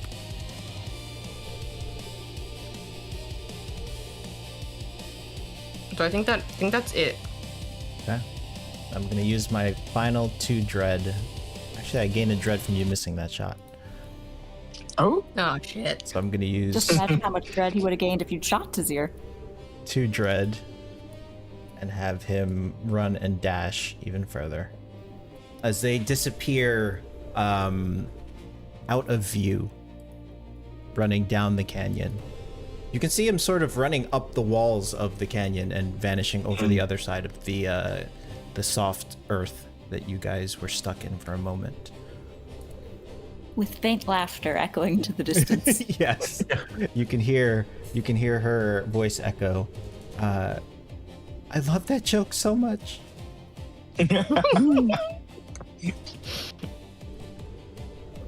takes us Well, out. now, that wasn't even my best one.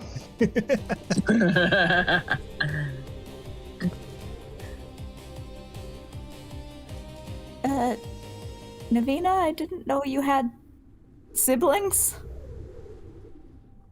I don't. It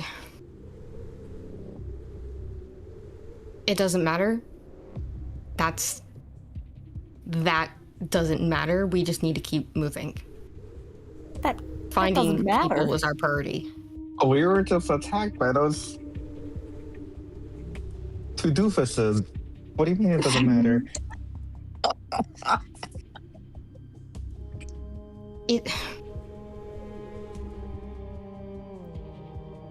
Look, there is a lot about me you guys don't know, and honestly, it's not something that I want to talk about, but they're not my siblings. I don't know what they've been told, what they've dealt with, we are not the same.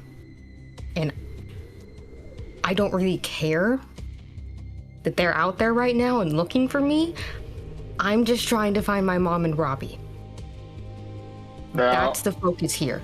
The missing people, not whatever the hell is chasing me from my past, okay? and I'm addressing everybody. Now, don't pay any mind to those scoundrels. They're just trying to get in her head. They didn't seem like much. We did a mighty fine job, I think. Yeah, we handled them pretty swiftly, and they head on out. I guess the only thing I have to ask, I can respect that you don't want to tell us right now. Are there more of them?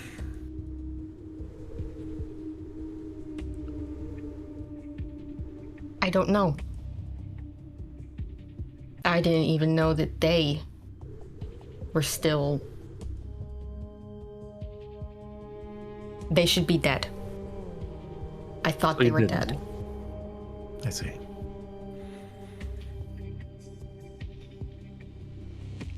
Do you know why they wanted you?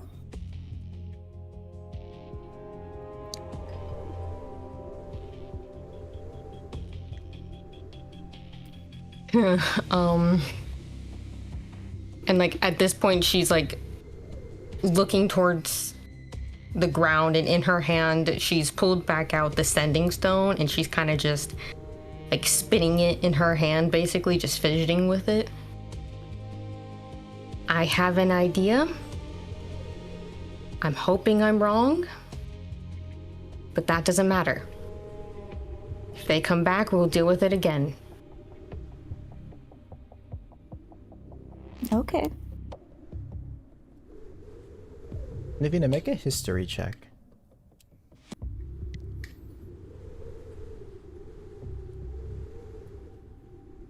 Reeker, 9. You glanced at the number on his neck. The only thing you get, the only thing you remember with a 9 is that he was there with you way back when. She's just imagining his face, just trying to take in all the details of it that she can remember now that she didn't have before.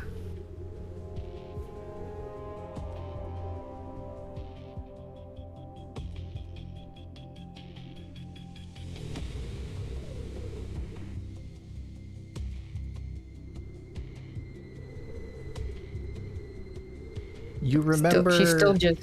You remember that I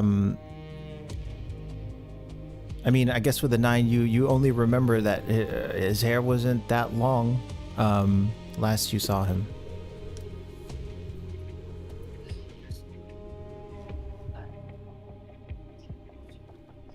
She's still just staring at the ground but not really seeing.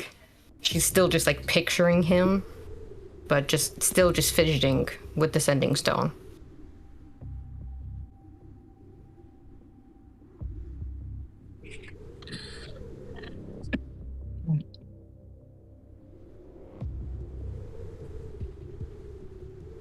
So I'm assuming the party loads back up to the dune hauler at this point. Yes, we do. Who's driving? Not Bodhi. Bodhi driving privileges redacted.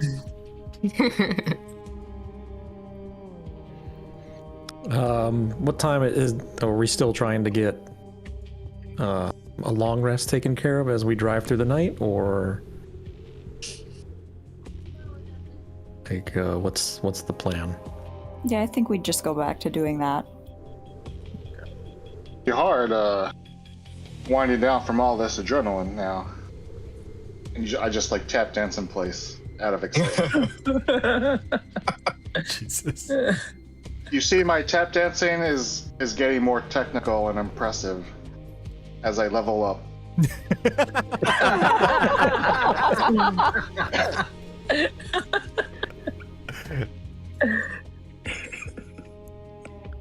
Well, that your movements seem suddenly more fluid, Bodhi.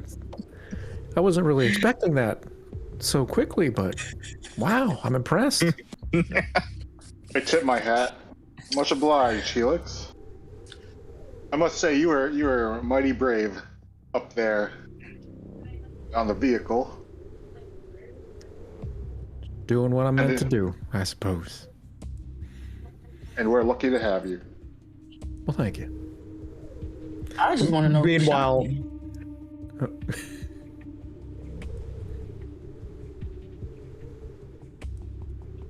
What were you saying, Bobby? Was that?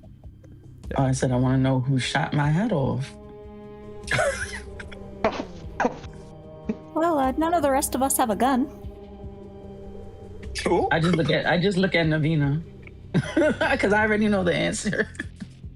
She's like almost fully checked out and is not paying attention.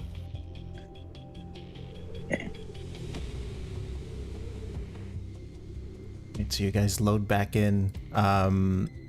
Helix, I'm assuming you're taking the helm again? Yeah. And Salonia, your temp HP only lasts for the duration of my rage, so they would Yep. drop off.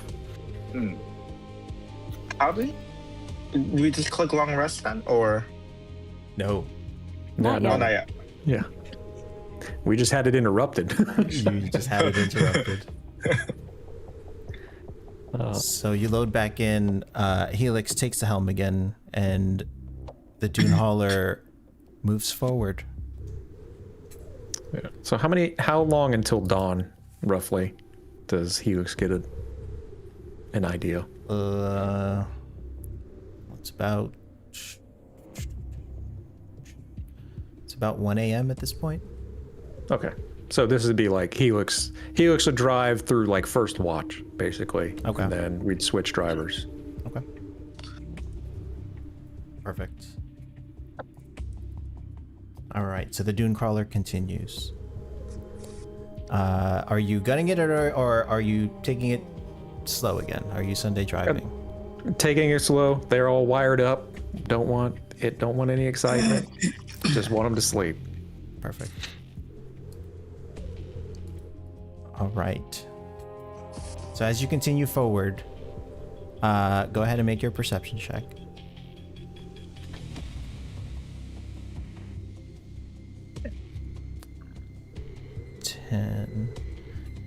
I haven't rolled above a. That's the highest perception check I rolled all day.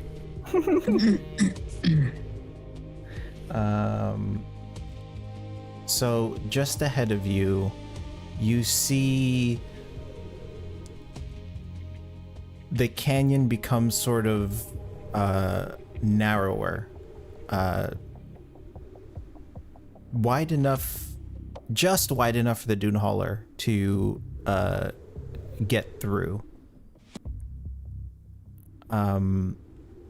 You can see that one wrong move and you're stuck within this canyon. I need you to make a dexterity saving throw. Well, hold on. So he's seeing that it's getting narrower, Yes. and everyone's asleep. Yes. He's actually going to make a call to park it. Okay. Perfect. So you stop just short of the opening of this canyon.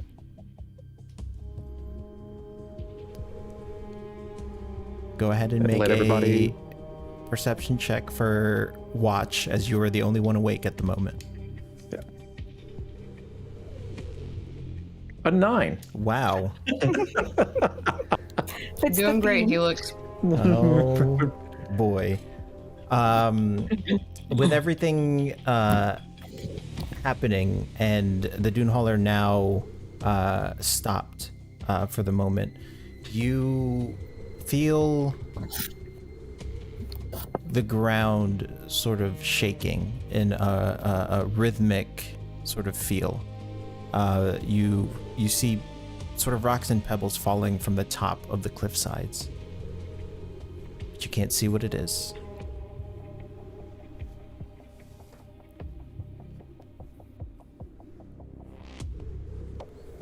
All right. He'll just kind of... How far back would he need to go? Would he need to move the dune hauler back to kind of get a better vantage point of the top of the... I mean, the cliffs sort of run. You've been driving through this sort of canyon for a while, and at this spot it narrows, so you wouldn't be able to get a clear view of the top of the cliffside. Okay. All right. He's just gonna maintain his watch. He'll kind of head outside and just kind of watch where these pebbles are falling from. So you continue your watch. Everybody is sound asleep.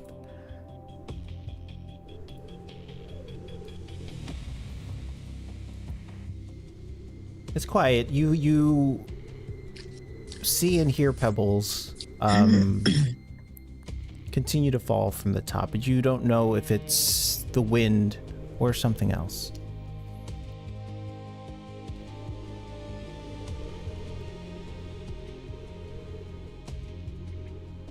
The watch goes further in.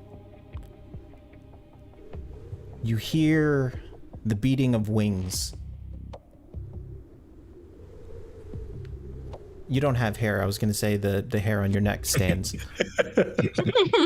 But you feel static within this space as you stand outside of the dune crawler. I need you to make a dexterity saving throw for me as an arc of lightning travels across the ground. 20. I'm so sorry, Helix. This is my fault. It's okay. Okay. You take... So, point of order. I don't actually need the healing, but just for resource management, has enough time passed that basically he would have gotten a short rest.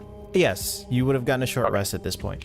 So you take 15 points of lightning damage as you see this creature sort of floating down from the tops of the canyon. And it is what you feared the most, Salonia. Oh, fuck me. Helix, Helix is gonna immediately hop back into the car. Reverse. Slam the door. And he's gonna road rage. Oh boy! I mean, there's a mechanic to it that I have in my head, and I'm just putting road rage together with vehicles, and I don't know if it's what we think it's gonna be. I mean, he's gonna drive fast and I don't know. We'll see. Fast and reckless. Yeah. So you're gonna try and drive fast through this canyon. So let's go ahead and roll a dexterity check using the dune hauler's stats. Okay, so one of the things that rage gives, there's danger sense, and there's other aspects to rage. So danger sense is the I don't actually need to do it because 20's fine. Does that help me at all? I mean, with a 20, that's the roll. Well, no, for driving. For driving, like driving, danger sense. I will say it'll lower the DC for sure. Okay. So road raging, Okay. With oh boy, it is what it is. Yeah. the vehicle, as it lodges itself between the two sides of this canyon, takes 16 points of bludgeoning damage, and you are now lodged between the two as you turn the wheel slightly, and now you're at a strange angle within this canyon. Everyone gets jerked back as the engines rev and then thumps into the wall as it turns. The same thing. You guys aren't gonna get a long rest. Oh boy. There's the thump and then everyone going, what the fuck? But they did get short rest. So you guys got short rest for sure. So as everyone gets jolted by the sudden movement of the dune hauler, you hear the flapping of wings just above the dune crawler.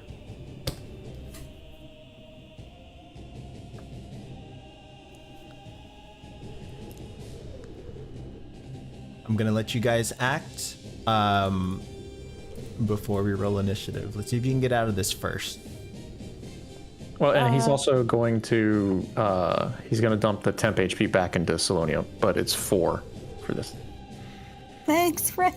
The best part, I still have mage armor because it lasts 8 hours. There you go. So you're a little better off. Helix, what's happening? So remember that thing we were worried about? Don't say it. If you guys find a way to help me navigate this, that would be great, because we need to go now. Shit. Are we stuck? We're in a bad spot, yes. Oh, fuck. I can try something. Please do. She's gonna move up to the front with Helix so that she can like see out the front window, basically. Mm-hmm. And she is going to try to cast grease, like basically over top of the vehicle, like on it, basically. Hell yes, I would say that would definitely lower the DC even further. Is anybody else doing anything to help in this situation? Could we all shift our weight to one side to help, like, get it back on track? I mean, the dune hauler is heavier than everyone in here combined. Okay. Yeah, sure. But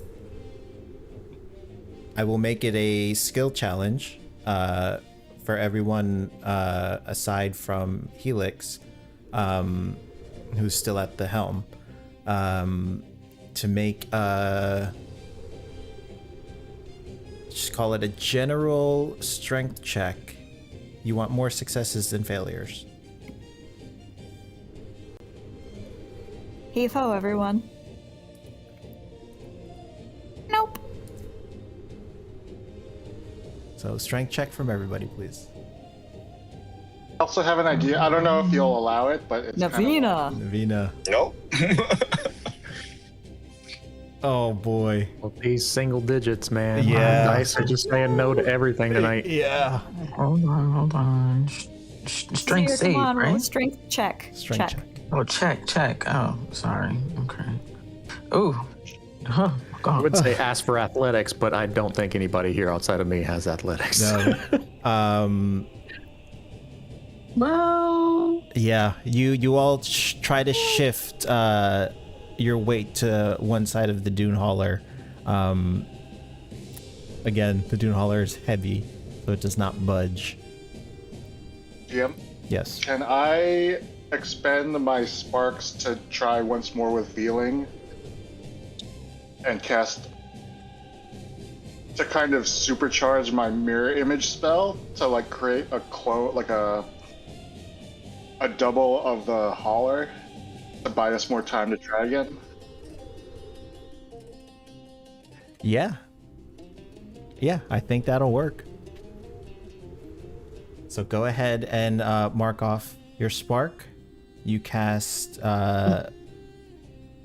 mirror image, you said, or minor image? Minor illusion. Mirror image. Mirror image. That's usually for you. But I think because you spent 2 spark, I'll allow it. It'll lower the DC further. So the dune hauler is currently greased, and there is a duplicate dune hauler. Sort of, what is it doing? Is it Just the Like exact same. reversing? is it moving anywhere or no? Give it something to chase, Bodhi. Well, the spell is it's just an exact replica of like right next to us. So Okay. Okay. I'll say with that, the blue worm is sort of distracted, so this will lower the DC a little bit with the help of grease. So go ahead, Helix, go ahead and make another dexterity check. The DC on this is now 14. Yeah, no. The dice say no. The dice are saying no. Jesus Christ. Okay, well, I guess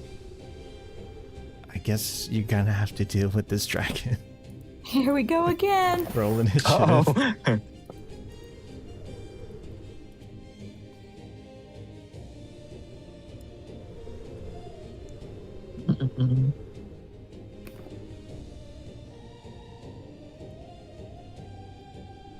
Was that 15 damage I took earlier halved, or because I had a 20? Or... Halved, yes. Oh, okay, sorry. Oh, for short rest, you don't recover HP, right?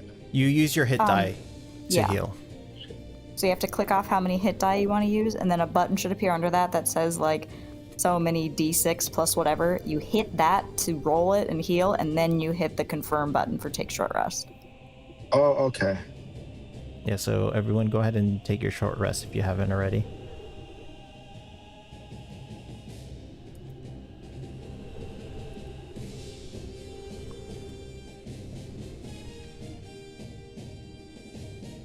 The mirror image is still up, so that still counts. So that might help a little bit in this scenario. Why are you not working? see, like my nose is bleeding, like as I try and keep it up, like Elle and Stranger Things.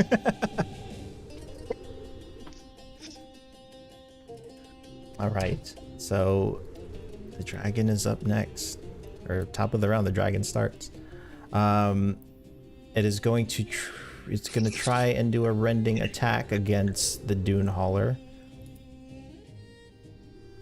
Natural 1 on the first. Yay! And a natural 2 on the second. Oh boy! All right. Something might be happening here. The dice are just saying no to literally everything. Yeah. We're just going to spend the next hour swinging Stuck in air. Tazir, you're up.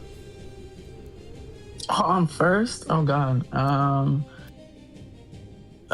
Sure.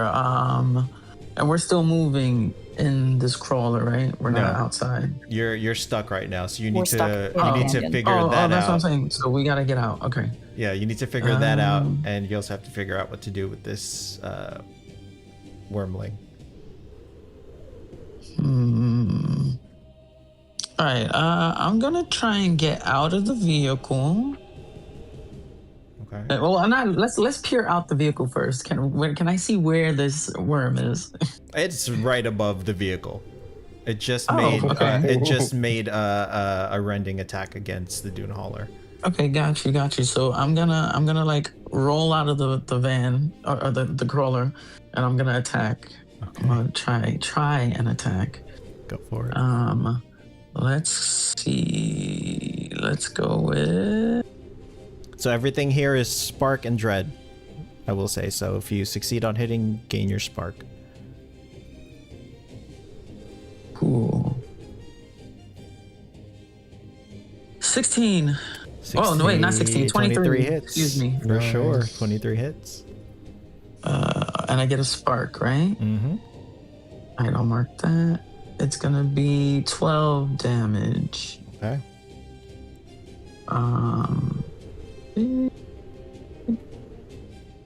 Just gonna add my spark, okay. And then I think that's all that I can do for now. So yeah. Okay. Oh, actually, wait. Does slow affect this creature? Because I did hit it with the revolver. So its speed is reduced by 10 until the start of my next turn. Yeah, I'll say so. You Okay. sort of Yeah. clip its wing, slowing it down just a little bit. Excellent. Salonia. All right. Oh, okay. You good?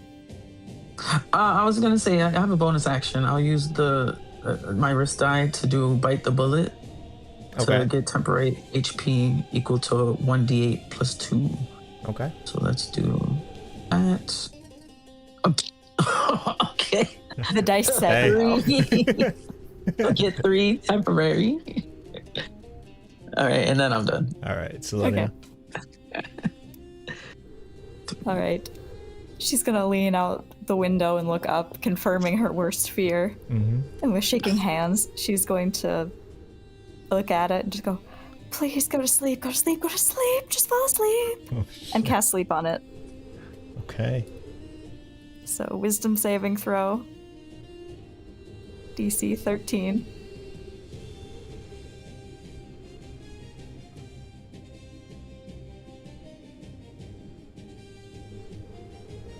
$11. Oh my god. Alright, alright. It is asleep until its next turn, which it can repeat the save. Okay.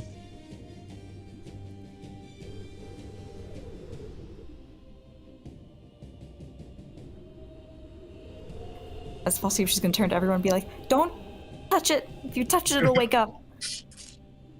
You basically have a whole extra turn to try and get this Zune crawler moving. Anything else from Salonia? Nope, that'll be it. Navina? Okay.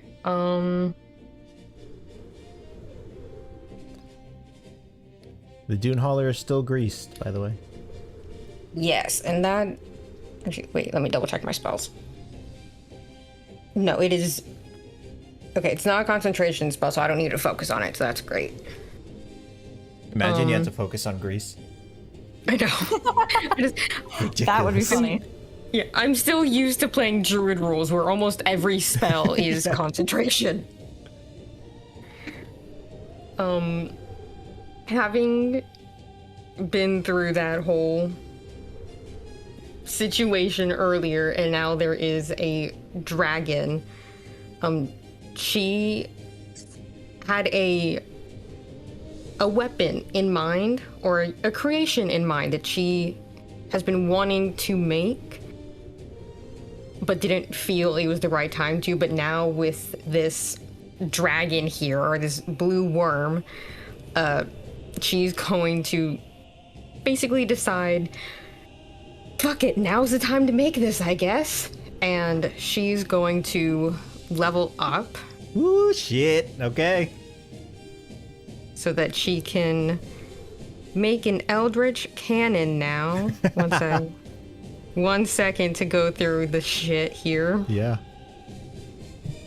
While she's doing that, go ahead. I need everyone to make perception checks. Perception.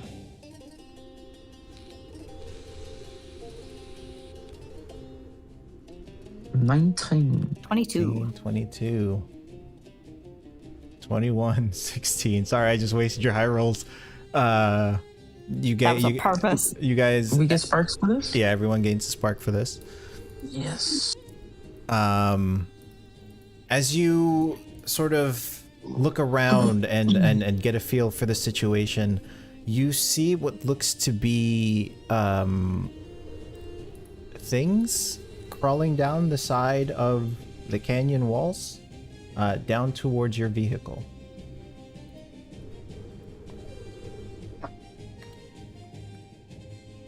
Okay. Guys?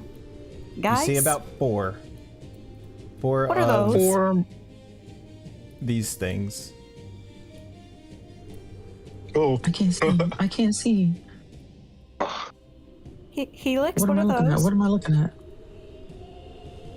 Helix recognize them. You can make a history or nature check, your choice.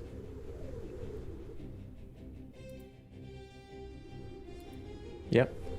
There's that 7 again. Oh boy, yeah. You don't know. You haven't seen these things before. Yeah, I have no idea, but I'm pretty sure it's bad. Oh, what the hell? Anyone can make a nature or history check. History, if you've traveled into the Verge before. Nature, just to remember what you've read.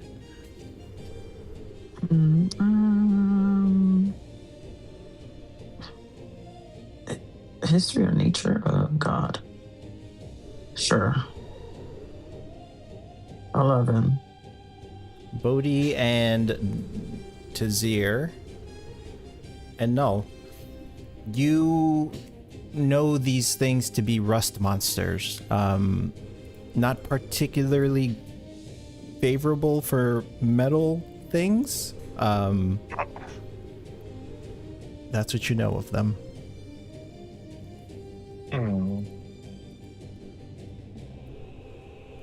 Gotta keep these guys away from Helix. And our Dune Crawler.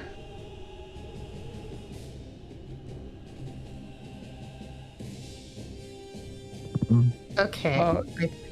Any ideas how to get us unstuck? I think I have something if this doesn't go horribly wrong.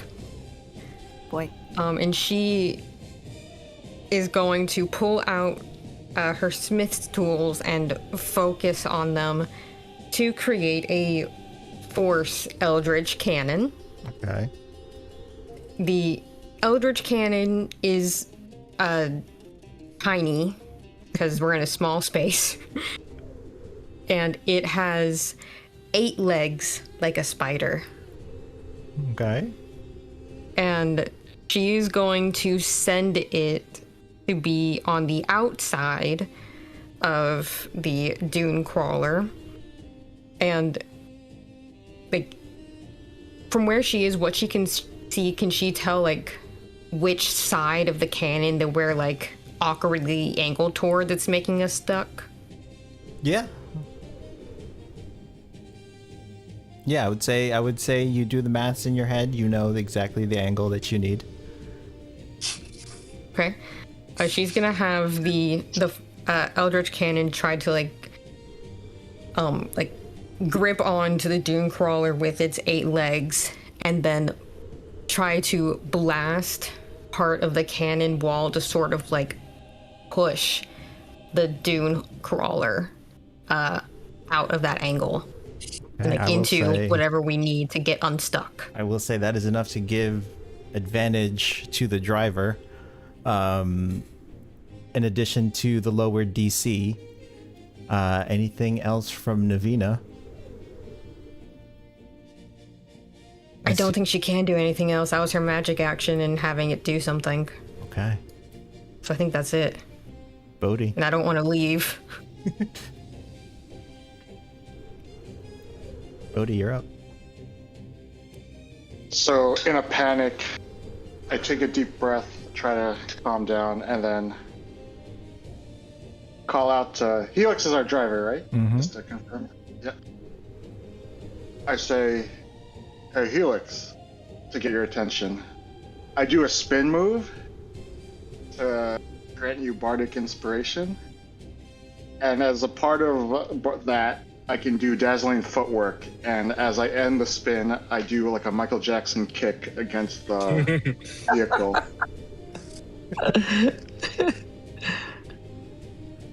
And what Which uses Dex instead of Strength for the attack roll. You're gonna kick the side of the car? Yes, is that what I'm getting from this kick move? Yeah.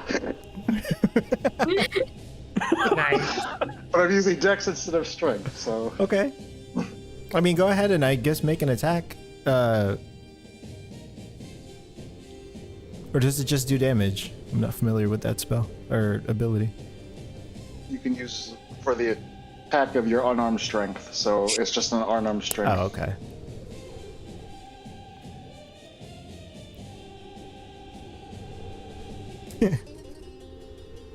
You hit.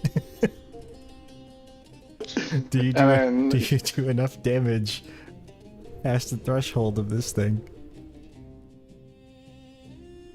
No. You kick the vehicle. But Helix has bardic inspiration. So. Yes. Okay. All right. Helix, you're up. All right. I guess I'm driving out of here, or trying. So I have advantage and Bardic. Yes, and the DC is 14 to get out of this thing. Ain't no fucking way. You're joking. There is no fucking way this is happening. There you go. Okay. With the help of your party and this newfound Eldritch Cannon and the grease and the kick from Bodhi, the Dune Hauler comes loose from the wedge and begins moving forward. The dragon wormling still asleep. The rust monster still making its way down. Wait for me. I was about to say.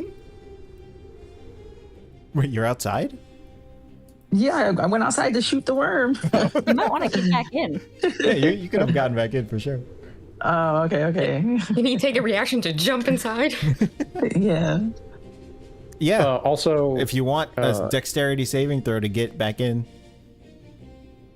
No, I think I'll just use one of my maneuvers. Hold on.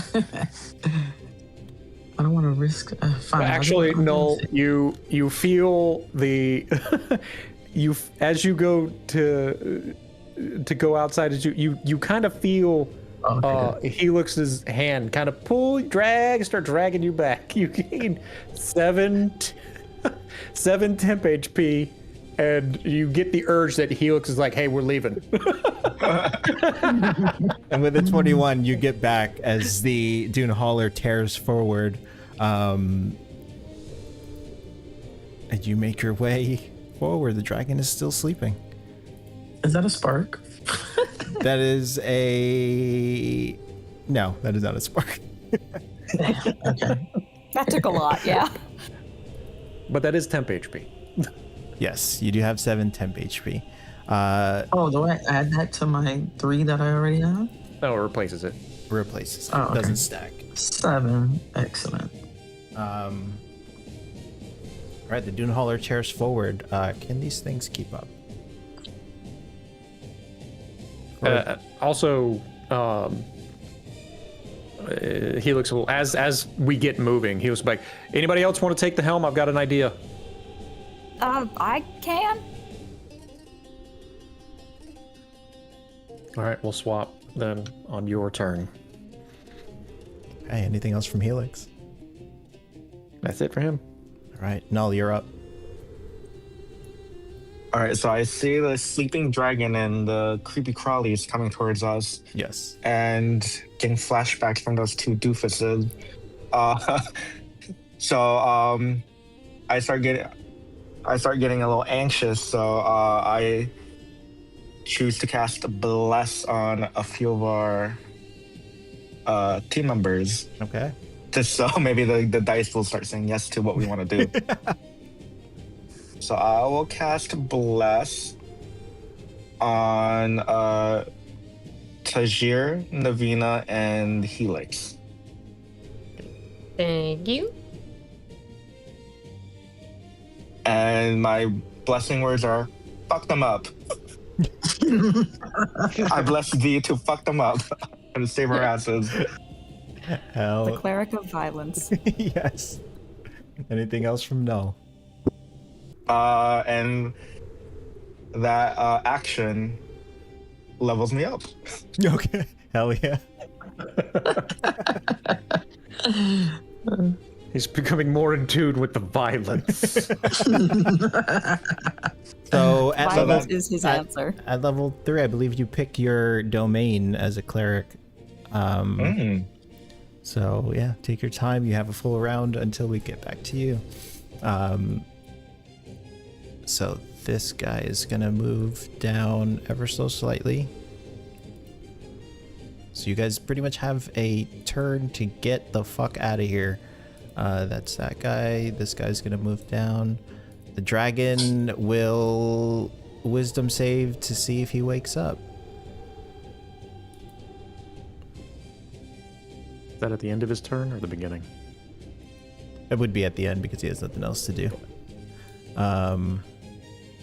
It's 5. Still asleep.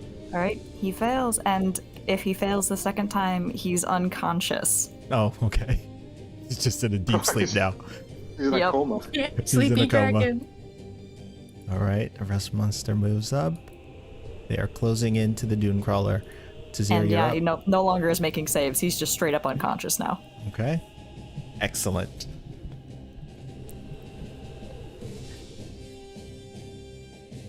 Tazir, you're up. Shoot the dragon. No! Shoot Shoot the bugs. They're gonna eat your guns. Oh, yeah, you're right. They are. All right, so let's do. Okay, so question, because I've never done this two fighting thing. If I shoot with my gun, but I have a dagger is considered a light weapon. I could throw it if I want.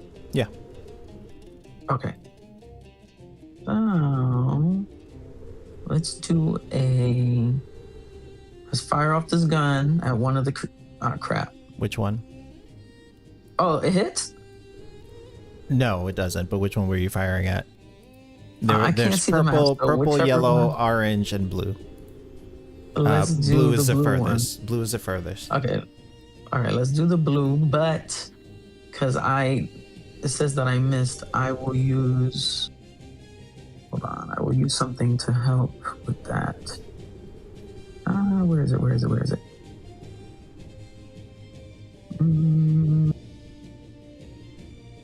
Yeah, I'll do the grazing shot again. So, D8, roll. Yay, 4 plus 3, so it's gonna take 7. Hell yeah. And then I'll do the follow-up attack with the dagger, which I assume I'll just lose the dagger, but that's fine. Safe to assume.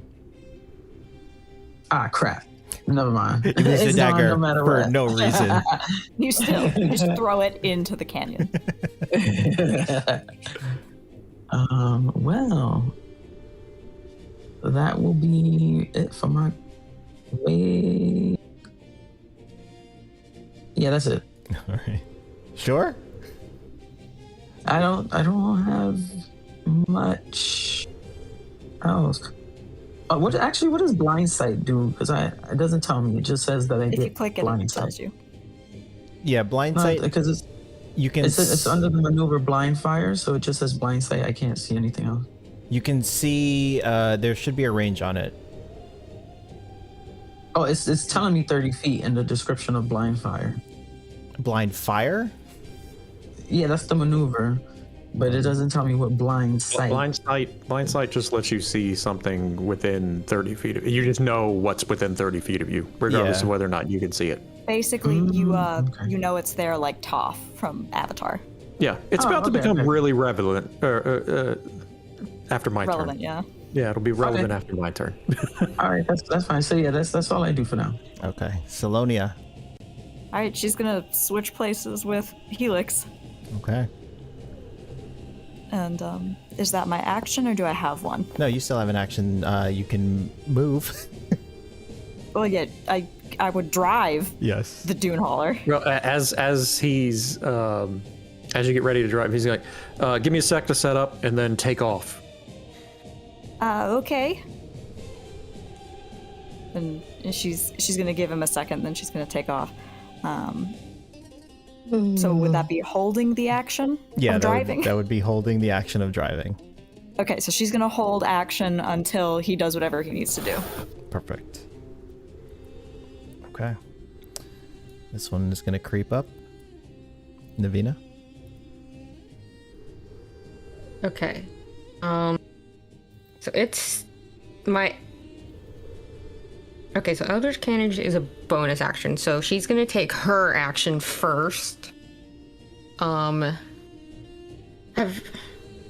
Did any of them take damage yet? The blue one No. did. The blue one. Yeah, that's right. He got shot. Grazing. Yeah. But he took. She's gonna try to take a shot at that blue guy, just try to get rid of him Okay. with Go her for it. revolver.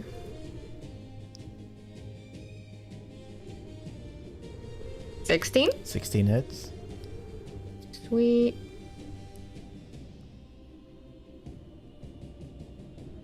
Wow. 12 damage. 12 damage. You got it. The bullet pierces its exterior exoskeleton. It's still up, I'm assuming? Mm-hmm. Okay. Then, for a bonus action, she's going to direct her Eldritch Cannon, her Force Ballista, to attack. I think I want to attack a different one. To attack the purple one. Okay.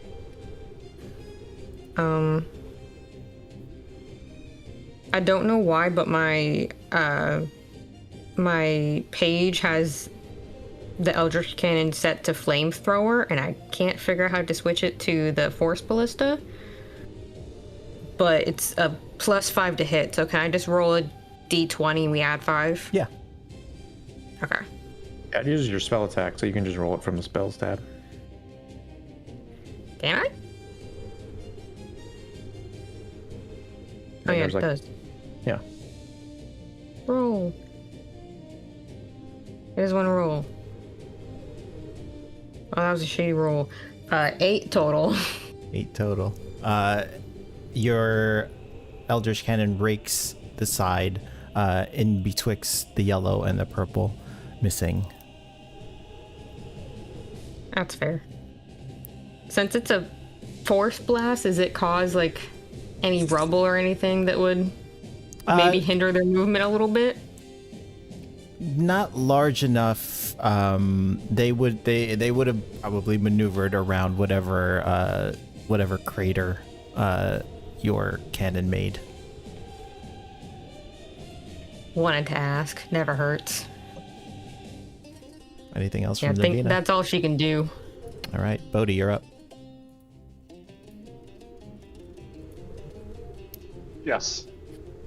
I'm going to, facing orange and blue critter, I play a soft melody to them and whisper, "Run along now, little critters." Casting second level dissonant whispers. Actually, on the orange one, it's only one target. Okay. That's a wisdom save. Must beat a 13. That is an 8. And then it has to run in the opposite direction. It runs And back Tate? up. 16 Ooh, psychic damage. you got it. Anything else from Bodhi? As it skitters back up the canyon wall. That's it. Helix. All right, Salonia, get ready. The second you see the smoke on your back, press that pedal, and he's gonna walk to the back of the dune crawler, and kind of hang out the back, and then he's gonna pull out that smoke bomb, Okay. and he's gonna activate it. And he's just yeah. gonna hold on it, and it's gonna emit a cloud, 60-foot cloud originating from the dune crawler and cover the area in smoke for them to get away. Hell yes. Okay. And she floors it. Floors it. You move. They lose sight of the dune crawler. And you tear down the rest of this canyon unabated. Mad Max style. Mad Max style, with Bodhi on the roof. Okay. Damn, you guys are doing well. Tony is just silently screaming the whole time. Yes, you Now, hold the gas floor. pedal down.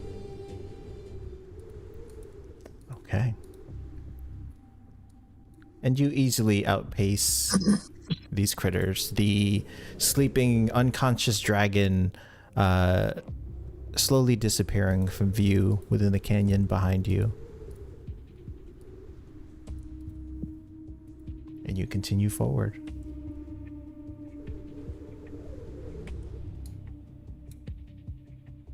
Sonia keeps driving, but her arms are like locked, like shoulders pressed against the seat, just like hyper focused. Okay, so go ahead, Salonia. So as you guys are driving, are you gonna attempt another rest?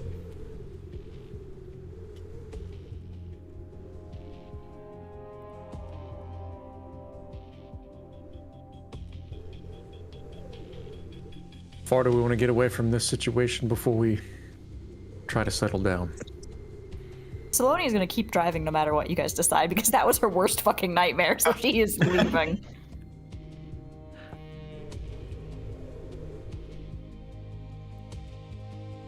Is anybody staying up, or are all of you going to sleep? I'm gonna I think sleep. Navina's gonna stay up. Okay. So Navina and Salonia are up. Helix, Tazir. Helix would be up because he doesn't. Don't sleep. I will try to sleep, but I'll just tell them if you want to rotate, we could take turns. I think I have enough adrenaline to go the rest of the way. Okay. All right. So as you continue forward, go ahead and make perception checks, whoever is still up.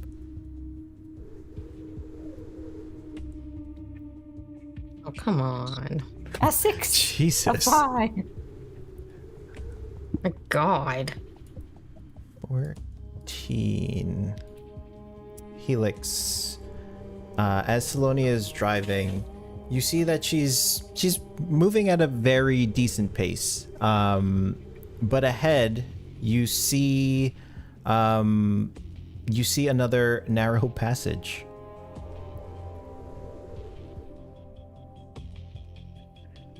It's about to narrow. Are there any other options, or is it just it's going to be narrow again? It's a narrow passage. So Okay. you've been driving within this canyon, and so far you've come across a single narrow passage. It widens again, and then this one you see another narrow passage within this canyon system. Do I floor it? Do we grease the crawler again, or what do we do? I think it's best to repeat what we did before. Let's grease the crawler. Let's try and make sure we got as many options as we can going right out of the gate this time. All right, Navina? Yeah, I'm on it. And she'll cast grease again. Okay. Dunehaller is black at this point, as the remnants of the prior grease is still there. So that does lower the DC.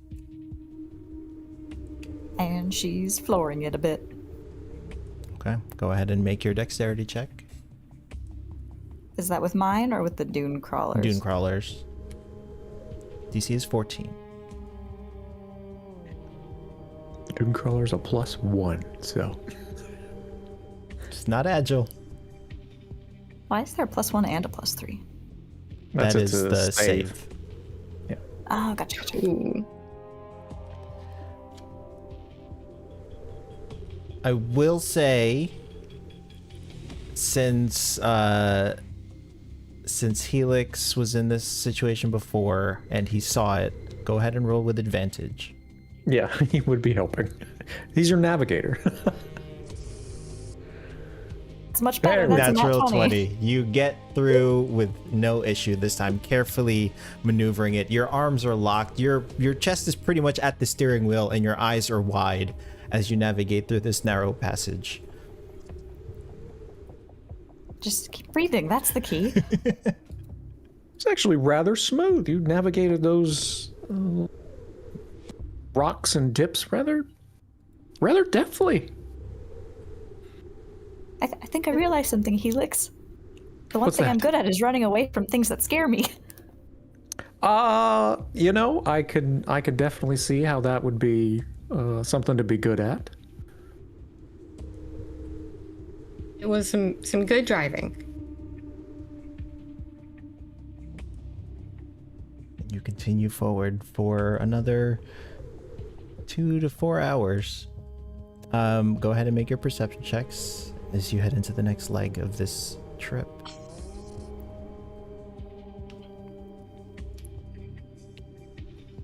$19.20. Selenia's eyes are just wide open, just staring straight ahead at Who the needs road. coffee? And ahead of you, you see a wide open path, clear sight lines, no visible obstacles. So for the 3 awake, let's do Val first, or Helix. Roll me a D100. Oh no. Oh This God. is the last 3 Not again. hexes of the trip. No. 64. 64. Roll another D100. 57. 57, very good. And then roll a You're D12. magical.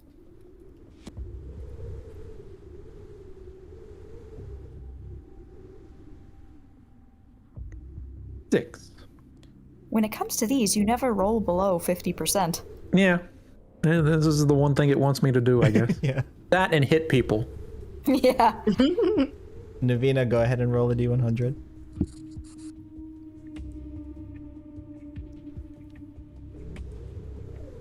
Damn. 92. very 92. Good. Roll another D100. 70. Excellent. Go ahead and roll a D12.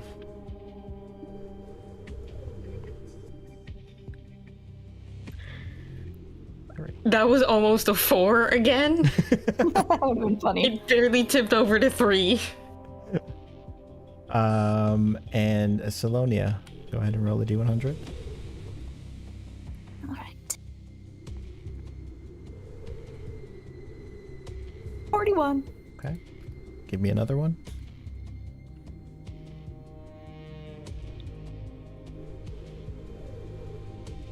$40. Very good.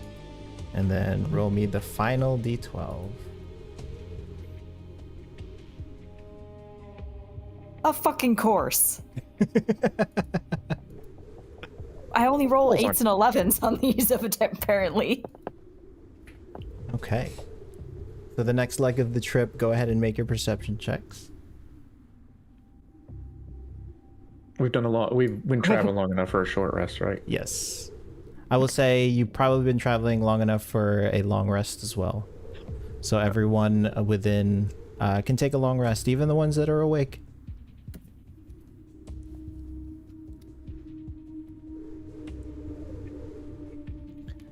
Make sure to clear any temp HP from me. So Salona, are you flooring it at this point, or are you taking it slow? Yeah. You're As long flooring as it's wide open, she's going with speed. it. Okay. And with a 14,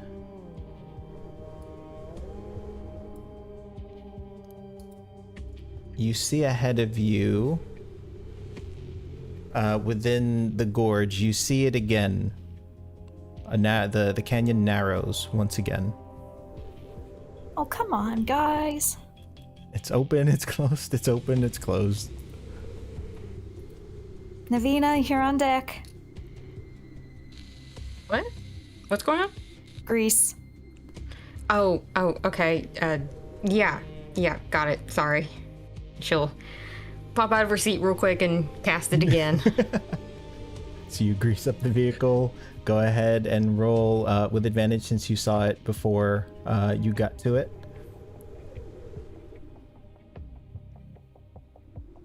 Come here, you little bug. Actually, as we're approaching this one, he'll turn back to Noel.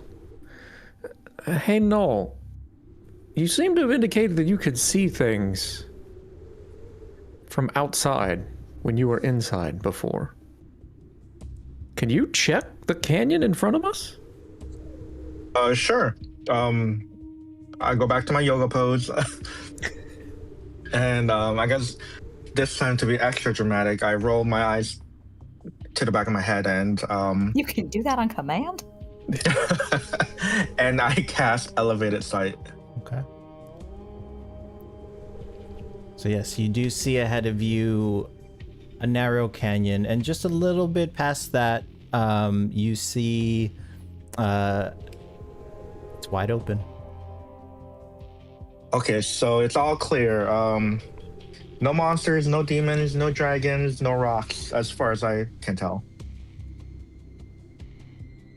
All right. Let's go ahead and roll with here goes.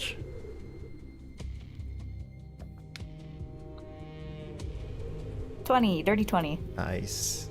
With the help of Null, you navigate this narrow passage once again. And as Null specified, the path ahead is wide open. The next leg. Need for speed.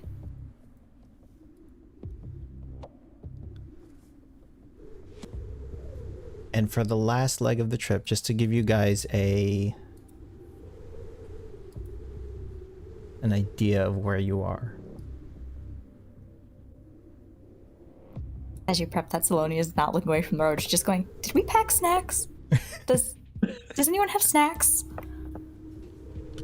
I check my pockets and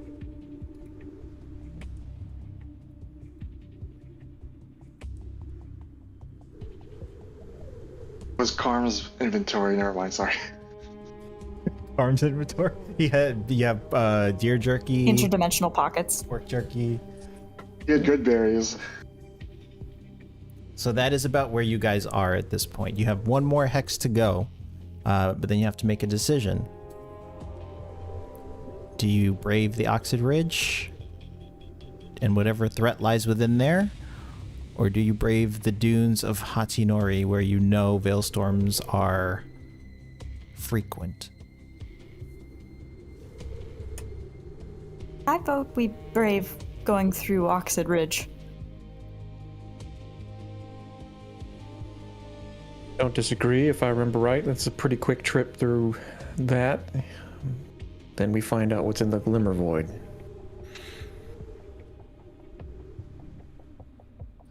Yeah, I'd rather avoid the risk of a storm. Yeah, that would be bad for all of us. No, you wouldn't. Again, going back, you're a fortune teller. You wouldn't have any way to determine the appropriate path, would you? Any sort of ritual or spell that you could perform to show us what might be the appropriate way? So I tell him, yeah, you're right. Let me peer into the ether. So I turn around real quickly. I take a coin and I flip it, and then it lands on. Go ahead and roll Oxid Ridge. Go ahead and roll a d4. Odd is going to be the dunes. Evens is Oxid Ridge. All right.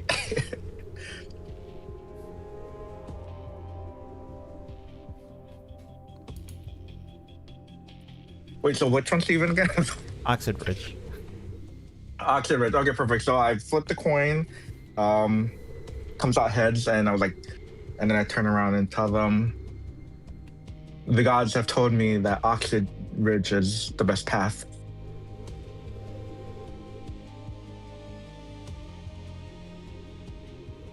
Okay. And this goes. Right.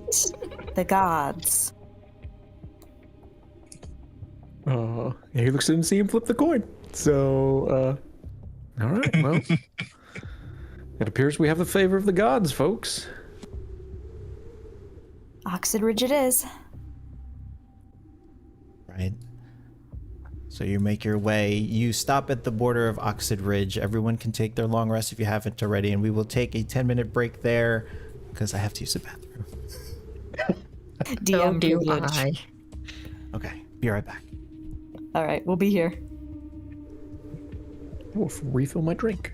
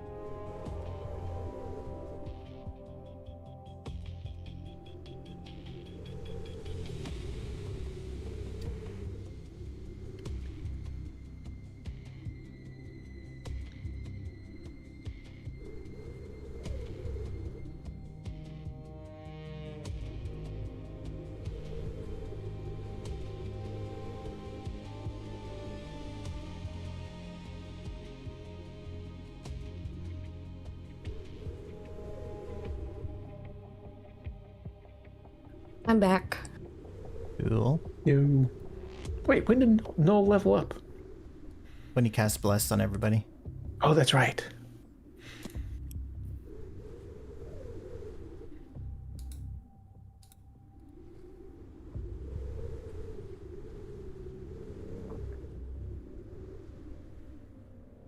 I'm so excited to have cannons now. Cannons. My spider cannons.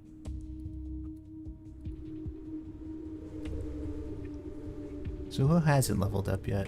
Tajir? I have not. You're in Salonia.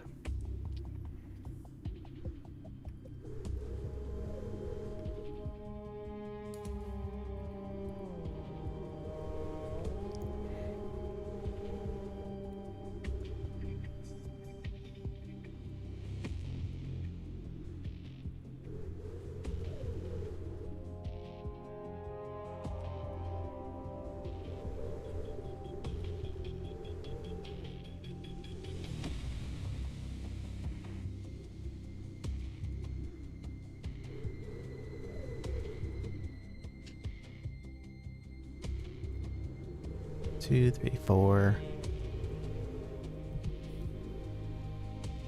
Who isn't back yet? Tazir and Bodhi. Oh no, Bodhi's back. I'm missing. No, I'm here. Okay, everybody's back.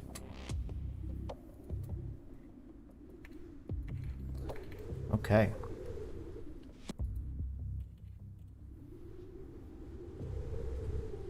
So, you brave Oxid Ridge for the next leg of your journey. Who is next? Lewis. Go ahead and roll me a D100.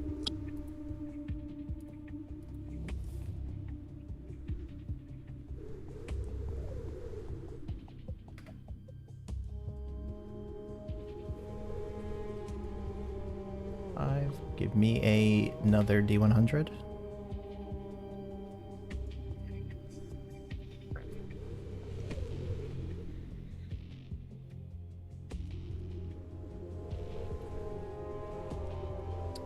Then give me a D12 if you don't mind.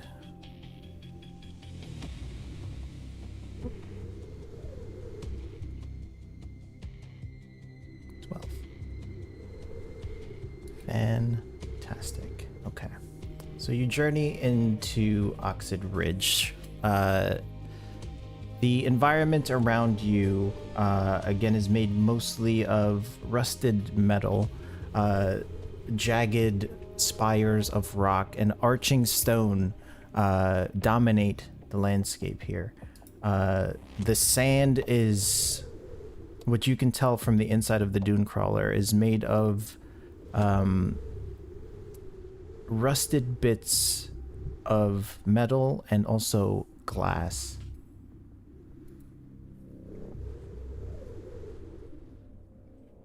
Give me 1 second.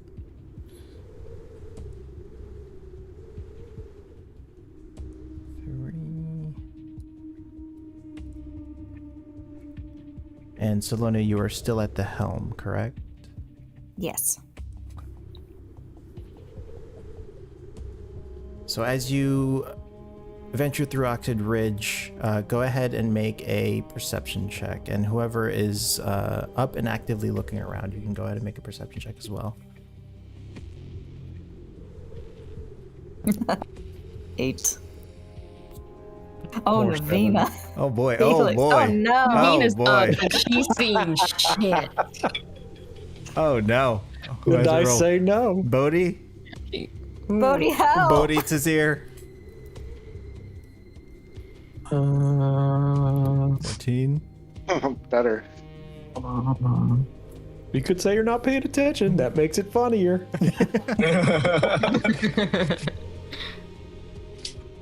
Oh, what is this? Navina's trying to pay attention and it's just very unsuccessful. This I think just got a lot on her mind. ridiculous. Yeah. Tazir, are you rolling or not? Yeah, I'm just trying to get this Section. There we go. Oh, whoa. Oh, Oh Well, never boy. mind. damn. Yeah, I Maybe wasn't all there. of this rests on There you. Oh boy. All right. So as you travel through Oxford Ridge, it's quiet for most of the length of the trip. And none of you surprisingly see it on time. But the road or the path sort of bends sharply. I'm gonna need Salonia to go ahead and make a dexterity check using the Dune Hauler's stats. It's not on this map. Oh, I'm sorry. I can just roll a d20. Yes, d20 add +1.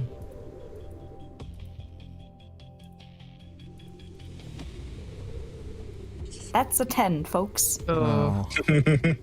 Okay, so I need everyone to make a dexterity saving throw. Mm.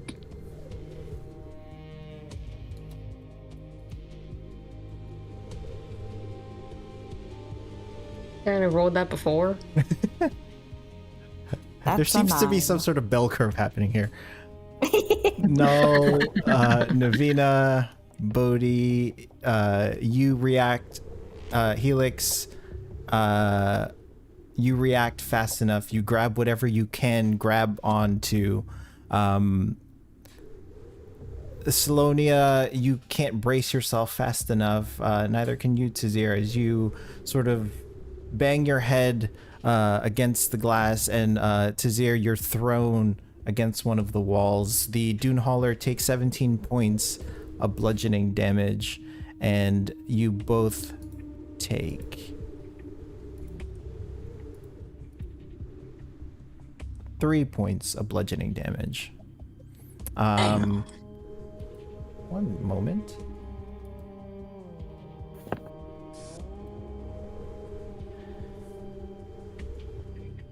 Uh-oh. Salonia, give me a d20.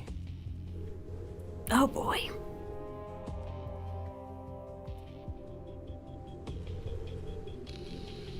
$13. Lucky number. 13. Not seeing this sharp bend fast enough, you sort of panic within your steering. Within the vehicle, it begins to fill with smoke. And any creature inside the vehicle has the blind condition until someone finds and repairs this mechanical failure. Totally forgot about the mishaps table. Shit. Navina's going to pop out of her seat and start moving towards where the smoke was originating from. Yeah, you can see that it's originating like close to where Salonia's feet are, like under that sort of steering column. What did I do? What did I do? Yeah, she's just gonna walk up behind you and just put her hand on your shoulder, like, "This is me. Don't panic. I'm going by your feet." As she crouches down to like Okay. wedge herself under the seat to start to get a better look at whatever's broken, and then cast mending. Okay. So as you cast mending, you can roll a dexterity check. Add your proficiency bonus with advantage. The DC to repair this is 15.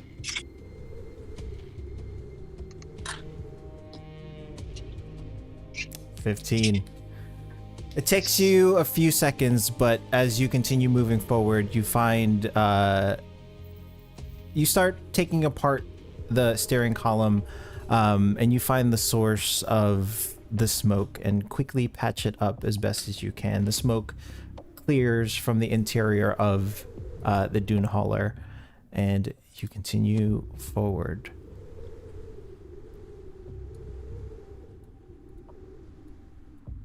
Thanks, Navina. I hope we won't have to do that too often. Hopefully not, but it's okay. Some advantage with me being here. I can repair this thing decently well.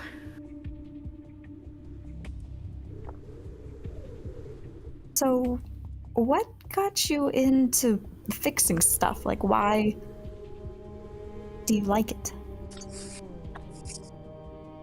My dad, actually.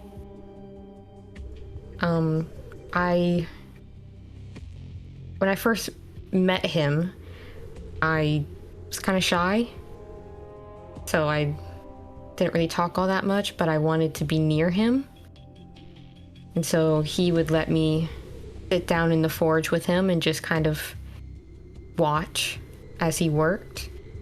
And, you know, the more I watched, the more I kind of figured out what he was doing, what he would need next tool-wise. And when I got a little more comfortable around him, a little more confident, I started handing him tools that I knew he would need next. And after a while, he actually started teaching me some small things. And I really liked being there, being able to create something instead of, you know, just doing nothing, I guess. And as I got older, he taught me more and more and kept learning. And eventually I wanted to know more than just blacksmithing, wanted to create more than just those kinds of tools and weapons and such. And when I didn't get very far trying to experiment on my own, my dad actually contacted Mortimer to teach me how to be an artificer. So now I'm here. Now I know quite a bit from both of them. How old were you when you met Mortimer? Not that old. Older kid, earlier teens. Time kind of just flew by a little bit. No, I get it. The same thing happens if I'm, deep in my research. It just flies by. Mm-hmm. Yeah, they both taught me a lot. And my aunt taught me her craft with jewelry and jewel appraisals and everything. So I know quite a bit, thanks to all of them. You kind of know a little bit of everything. I mean, kind of. There's definitely some tools I'm not very great at, and I have no patience for researching, so I'm not all that knowledgeable about spells and things like you are. But if it's something I can create with my hands, I'm confident, but we'll see how far that confidence gets me. At the very least, your skills will probably help us all get back to the city. Hopefully, if I can keep this thing in one piece.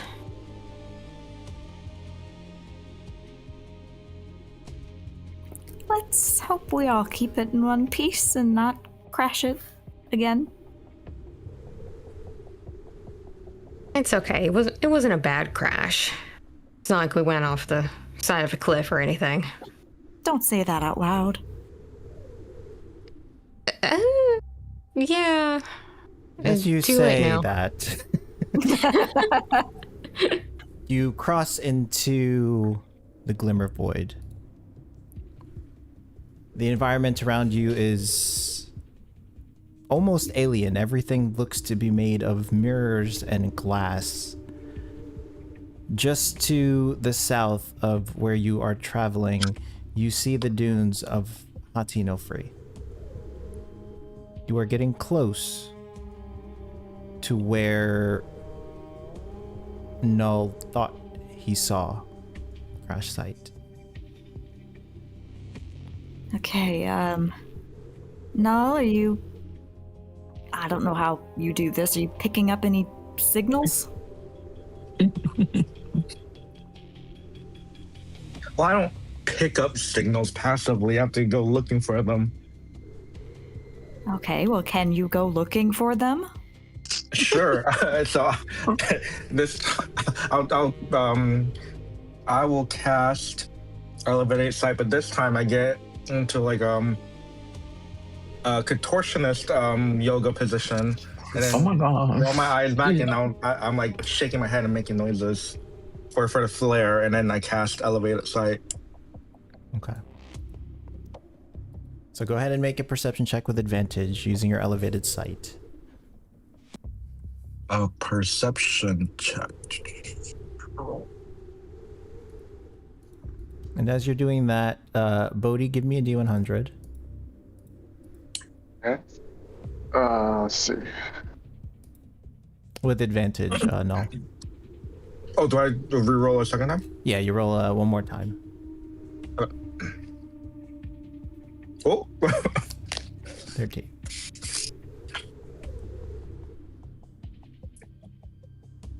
Okay, give me another D100, Bodhi. Okay.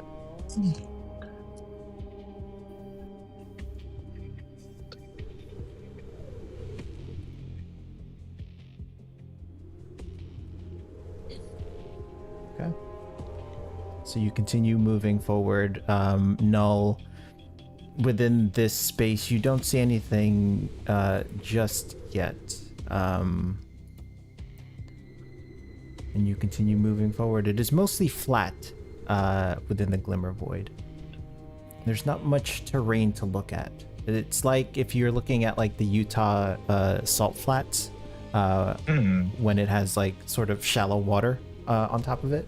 It's sort of the ground itself is mirroring the sky above, and the horizon sort of like melds and blends together.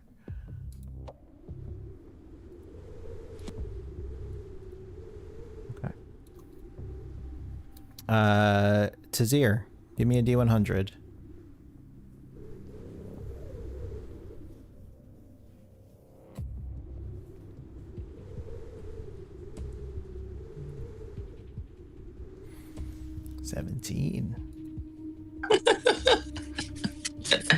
Give me another D100. You need another one? Oh no.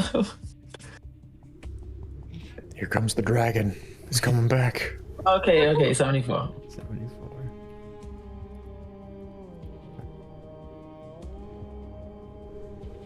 And you continue moving forward across this flat landscape. Null, give me another perception check with advantage.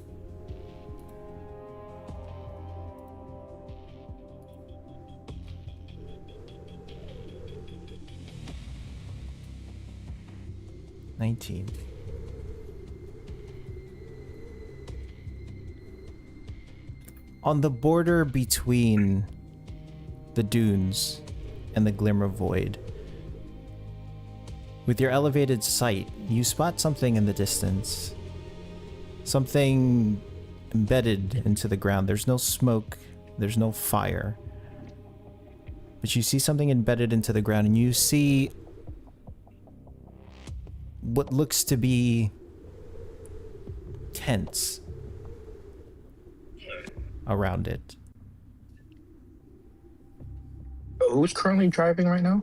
Is it Navina? Salonia. Oh, Salonia.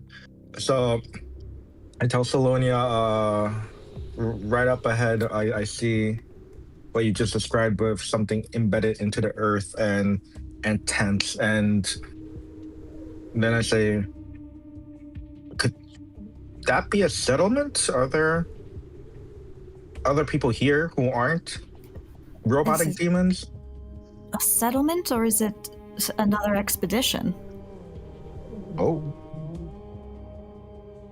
Should we head in that direction or swerve the other way? Helix? So there's something embedded in the ground? And tents around it. I mean, I think that's worth investigating if that's what we're at. Potentially, it's what we're after. So just pull up and say hello. We could probably do some scouting, try and get a better idea of what's happening. But effectively, yes.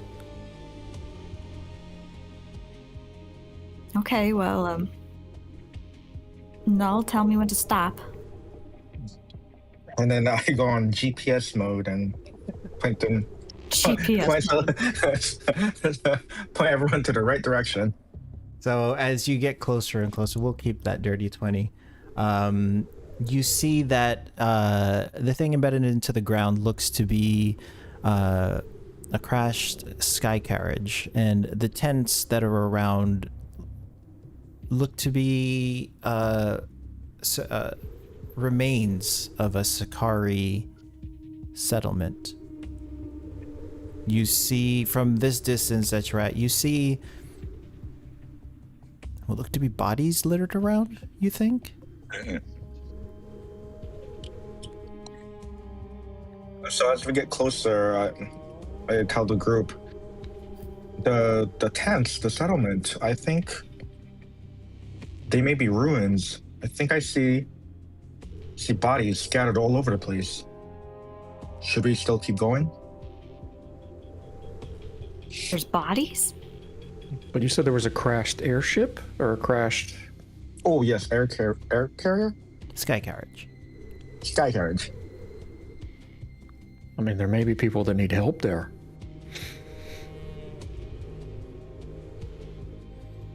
All right, I'll drive up. Do you take the dune hauler all the way in, or do you stop at a certain point and put it? I would say like just outside the tents. Okay. As you get closer and closer, the destruction becomes more apparent. You see pieces of the sky carriage scattered across the mirrored landscape. You see the tents sort of burned and singed. Around it, you see that the sky carriage rests at a shallow angle, half sunk into the sand. Its hull is torn open along one side. You can see the metal is peeled back as though forced apart by the impact rather than torn by explosion.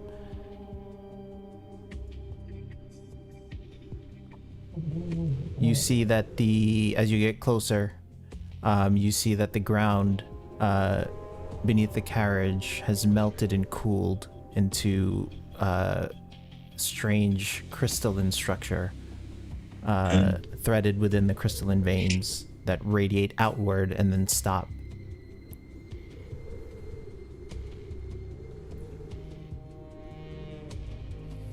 So I described the site to everyone, and I posed the question: could this be what we've been looking for? Crash site? It looks like a crash site with crystalline veins. I mean, we can all see it now. We're close. Oh, we're there. Okay. Yeah. I mean, there's only one way to find out, and that's walking into it, so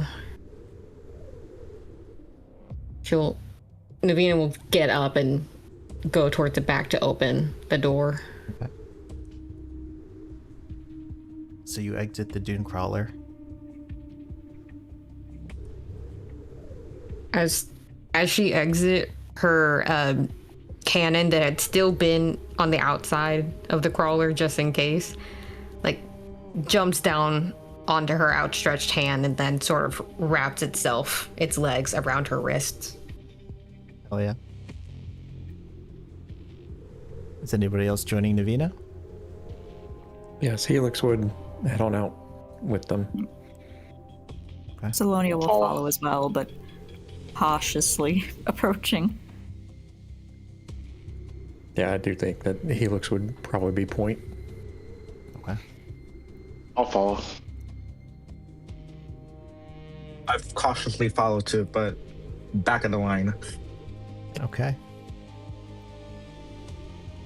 So you Tazir's reach. just in the... he's sitting in the passenger seat, just watching everybody from the window. He's like, "Fuck y'all." No, I'm going.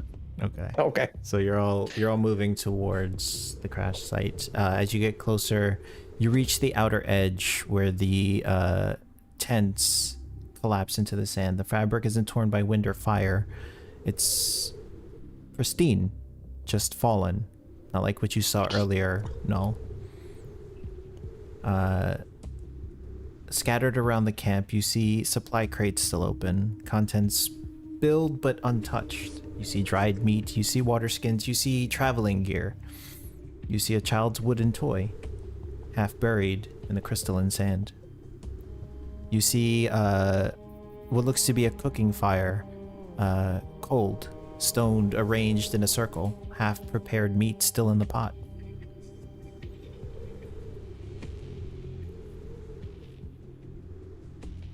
As you enter into the camp, you see the bodies that Null was talking about.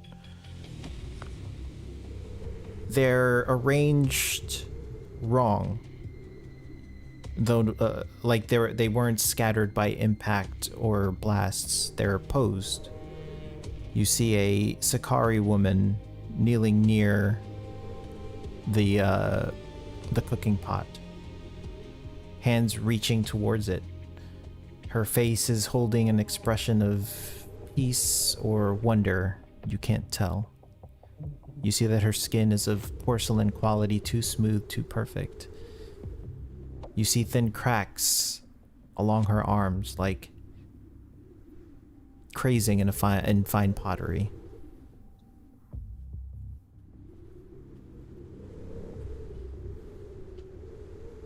She looks similar to the people we encountered in the city.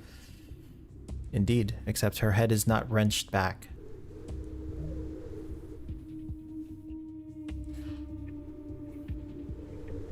The others that way? You see, as you look around further, you see another body about 20 feet away. A man frozen mid-step, 1 foot raised, armed extended for balance. He has the same peaceful expression, same impossible stillness, and as you look around further, there are more. 7 visible from where you stand. Each frozen in the moment, reaching, turning, calling out. None of them screaming or look fearful. None of them look afraid. And as you get closer and closer, you see the bodies of 5 children. They aren't posed like the adults. They lie peacefully, eyes closed, hands folded.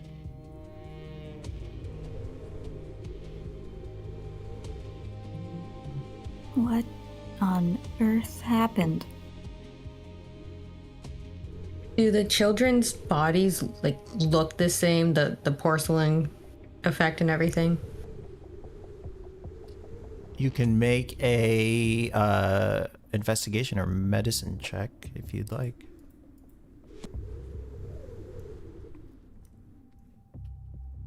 9. 9. They could be sleeping. Their skin He was isn't. also one on. Their skin isn't like the other bodies around. Helix would also want to help her. Okay, so go He ahead would and be concerned about that. roll investigation. Roll investigation with advantage. So just roll one more time. Ooh, that was better. 24. Upon further inspection, you can see that they're not breathing. Except for one. She can't be older than 8. Human, clothes are torn but clean. There's no blood, there's no dirt. She has dark hair.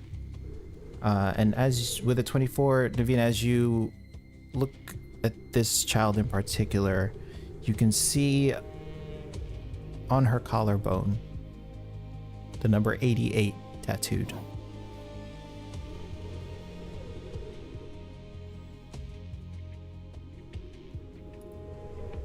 Being the number and her condition, Navina kind of pauses in place for a second, eyes just fixated on the number before she takes a deep breath, sort of to try and like steel herself a little bit.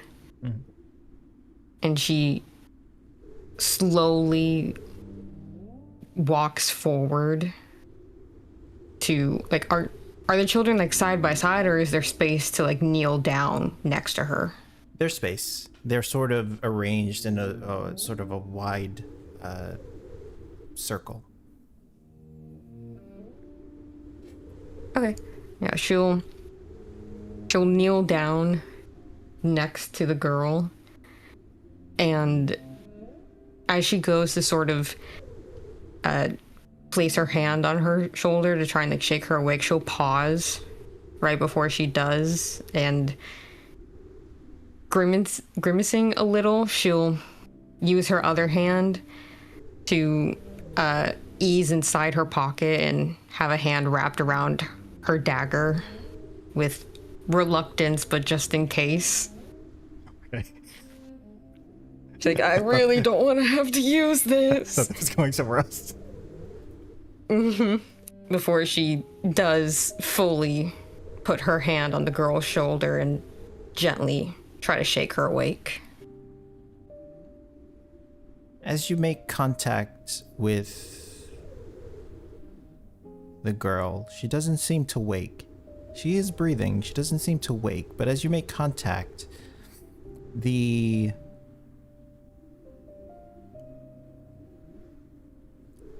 sensory anomaly that you've been experiencing sort of fades.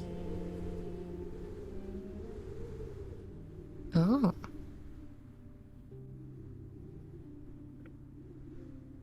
Okay. Yeah, she'll keep trying to shake her awake. And then she says, Hey, kid. Can you hear me? Ever so slightly, you see her eyes sort of shudder open and then close very fast, and she falls back into unconsciousness. Is one of them alive? Yes, there's Looking one here over. still breathing. Looking over her shoulder to the rest of the group, she'll call out, One of them's still here. One of them's still alive. And she'll... Here, does she need healing? I can... Maybe? I'm not sure. And hopefully before you guys all get too close, she'll try and fix whatever clothing she has to hide the number. Okay. Then after that, Salonia will reach you two, and she'll kneel down beside you, reach a hand out to the girl, and use healing hands.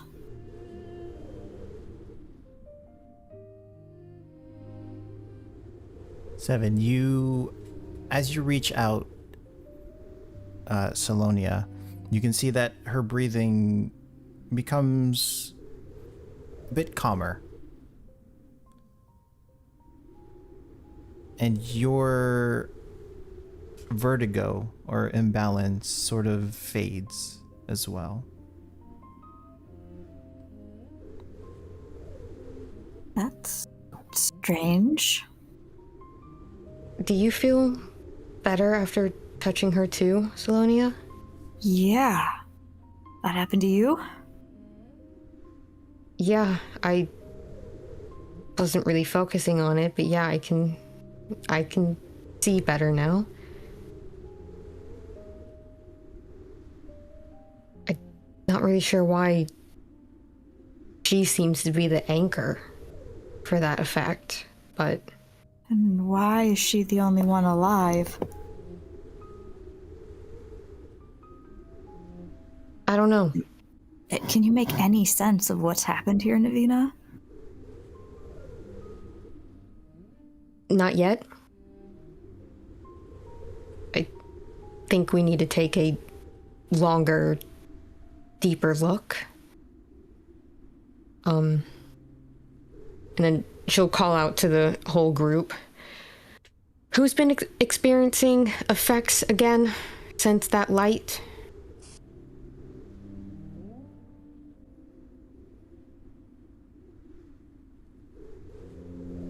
Well, I kind of always experience things, but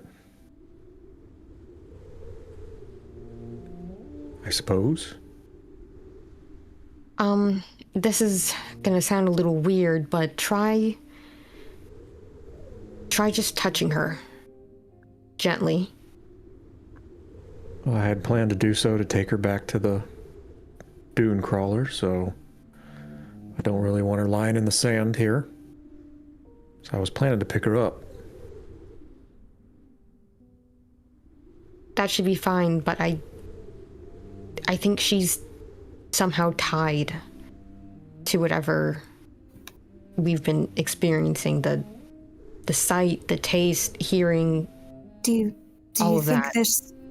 this craft crashing was the light that we saw? I don't know.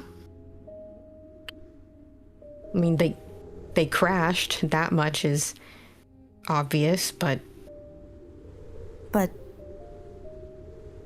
they crashed into a village that was already here?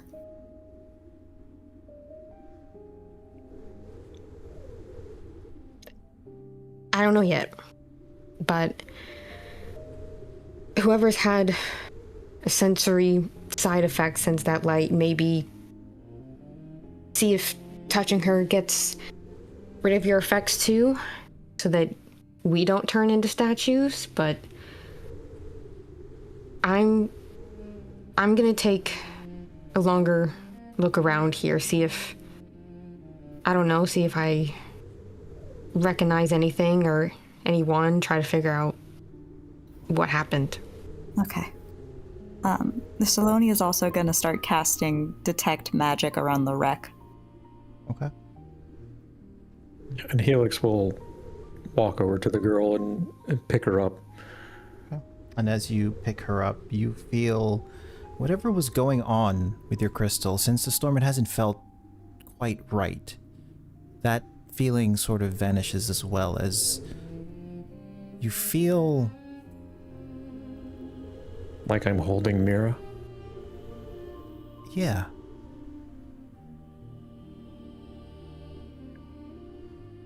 There'll be a brief smile on his face. Memories of happy times, but he'll go about what he was doing. Sonia, as you cast detect magic,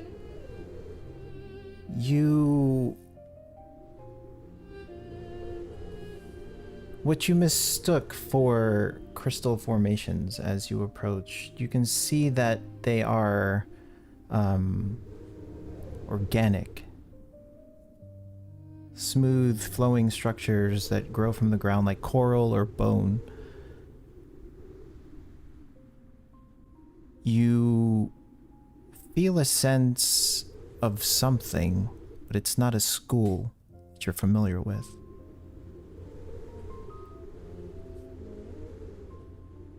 Is this like what I sensed before with the snake?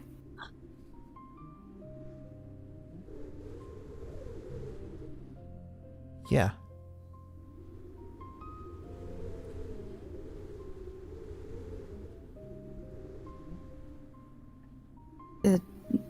Navina, I think we might be onto something. What do you mean? Do you remember when I checked out your snake after everything that happened, and it had that kind of magic that I couldn't identify? I don't know what it was. Yeah? The same thing is here. Okay. And this isn't like crystal, it's like coral. It's living. living. Wow, that's Growing. not what I expected. It's good to know. Yeah, see if you can find anything else. And Navina I'll will keep keep looking. Navina will keep like walking around the crash site, very mindful of where she's stepping and just trying to find an order in everything. Okay. Like a point where everything might have started, or just something to indicate exactly what happened or what caused everything to just freeze. Go ahead and make an investigation or survival check as you walk around. What is the rest of the party doing?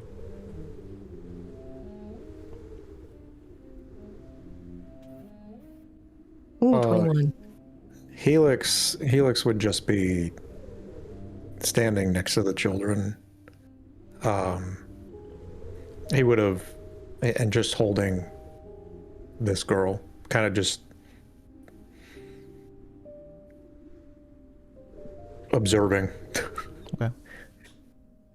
Isolate from the group. Oh, sorry. No, go ahead. I isolate from that group and like turn away in horror, and I'm like weeping like I was when Ollie Oakley turned to dust.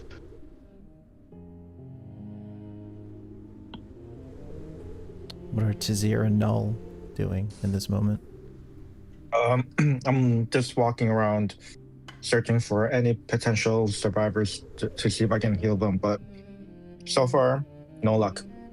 I mean, you can make a medicine check or an investigation check if you'd like. I'll make a medicine check. Navina, with a 21, you see, as you look around and try to find some pattern, some order, you see that the sand here shows no tracks leading away. Whatever happened here ended here.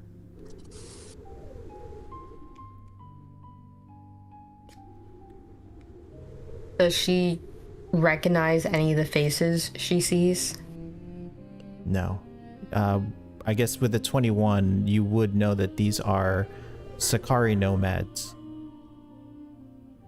Wanderers of the various deserts of Adria's Reach.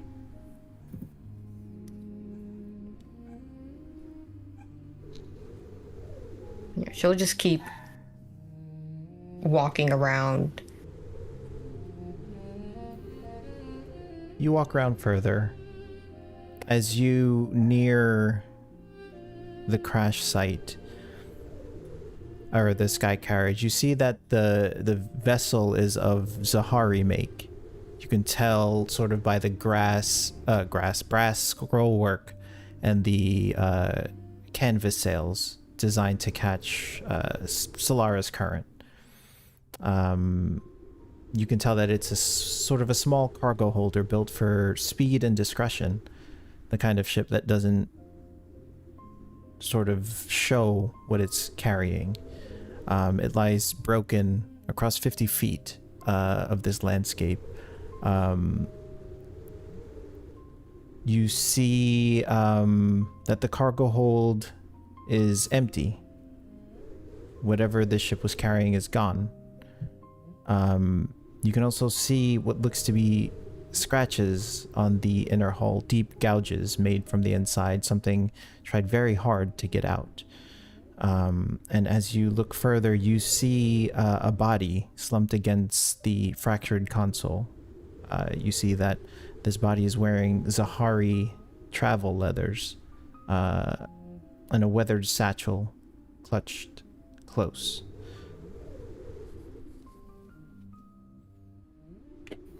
You'll creep up to the body and like try to see, is this one breathing, before she does anything else. This one is not breathing. Okay. She'll she'll try to open up the satchel, see what he was carrying. Within the satchel, you see what looks to be a recording stone. She'll grab that and take another look inside from her new angle, her new perspective before she heads back out with the recording stone to go show the group. Yeah, you see nothing else, and as you inspect the body further, give me a history check. Ooh, okay.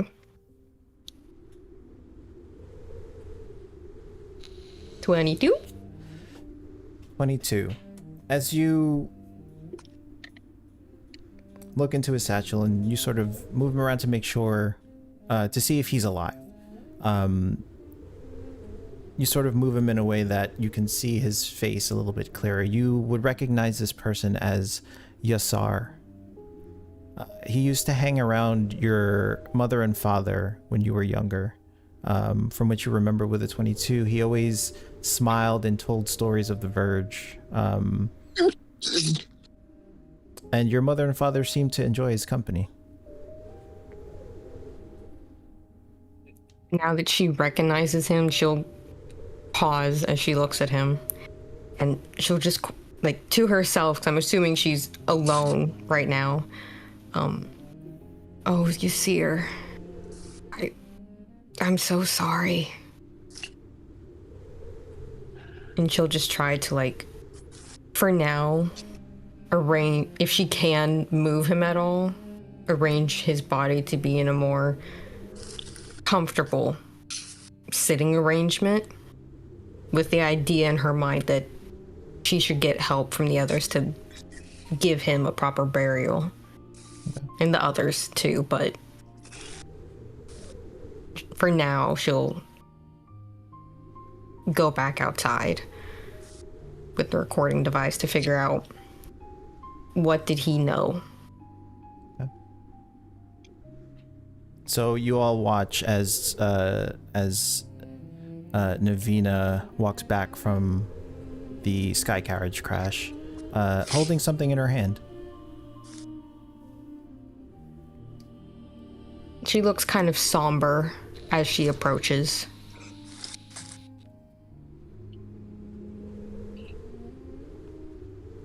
Did you find something? Someone and something. He's not alive, unfortunately. An old family friend. Oh. I'm so sorry. Why on earth was he here? He was a traveler. This is what he did. I didn't know him very well. We haven't seen him in a while, but I remember him being nice to me and being close with my parents. I'll have to talk to my dad here soon to deliver that news, but he had a bag on him, and he had this, and she'll hold up the object. It's a recording stone. I didn't want to play it until everyone could hear it. Oh boy. Hopefully whatever's on here is something that will tell us what happened or what he was doing. But if we're all ready for it, no time like the present.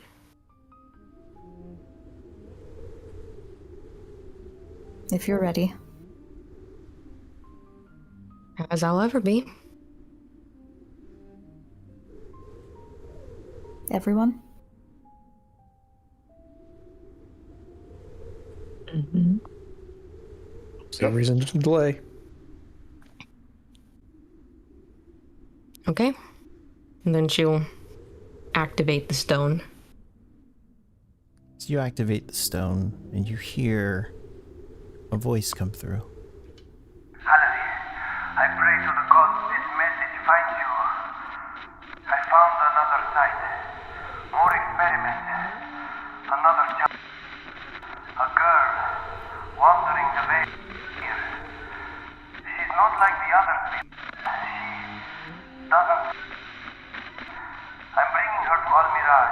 to you. I know it's not friend, but I'll explain more when we meet.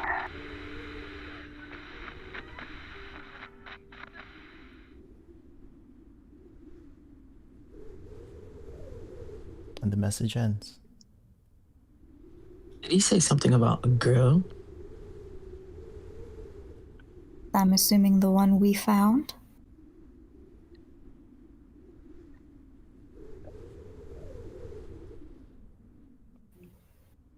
Navina? He said another one, right? Naveen is kind of just staring at the girl in Helix's arms. Did she hear who the message was for? And like I just missed it, or? You heard your mother's name, clearly. I thought so. Yeah. He was bringing her to my mom. And I think I know why. Why is that? Because she needed help. She needed saving, and that's what my mom does. Help with what? And saving from who? Someone bad. Someone that doesn't care what you want. He just does whatever he wants. Talking from experience? Maybe. Are they in connection to the two that attacked us? You'll see a sort of angry looking smile sort of peek out quickly. Unfortunately.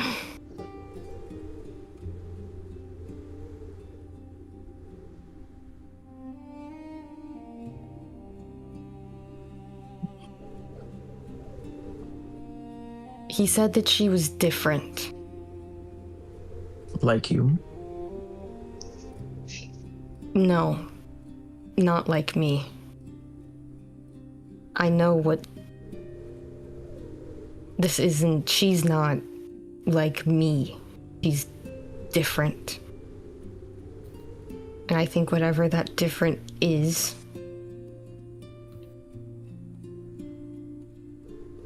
I think it's why we had those effects. Why she looks different. Maybe she caused them. Maybe she caused the light, or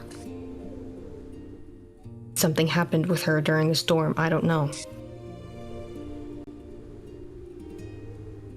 How is it possible for one child to cause all that? It's not her fault. And it shouldn't be possible. But that's more of a challenge to him than anything, so he made it possible.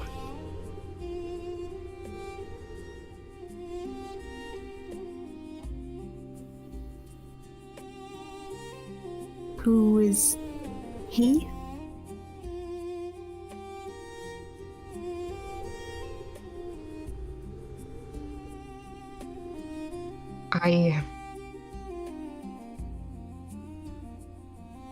I hoped he was dead. I knew he wasn't, but I wanted him to be. He's a monster. He thinks that humans are weak. He wants improvement, one way or another. He changed her. I don't know how, or for what purpose her changes are for, but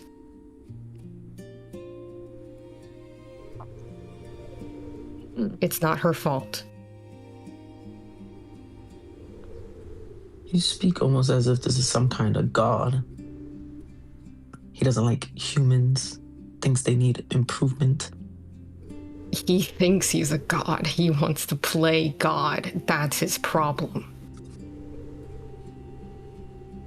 So he's like anybody else. He could be killed, yeah? I really fucking hope so. My mom couldn't kill him, but that was years ago, so... Hopefully he's older and weaker now.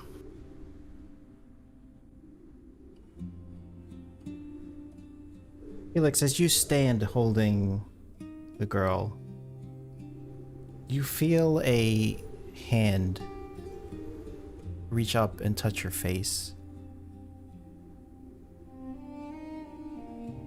You hear the word no leave the girl's mouth. And I think we'll end our session there. Bro. What? I hate your cliffhangers. I want to see the emotional devastation in Helix's face. Which is funny because when I didn't say the vision he had was of his daughter, not of Lyra. So now if Lyra shows up like that, yeah, that'll be interesting.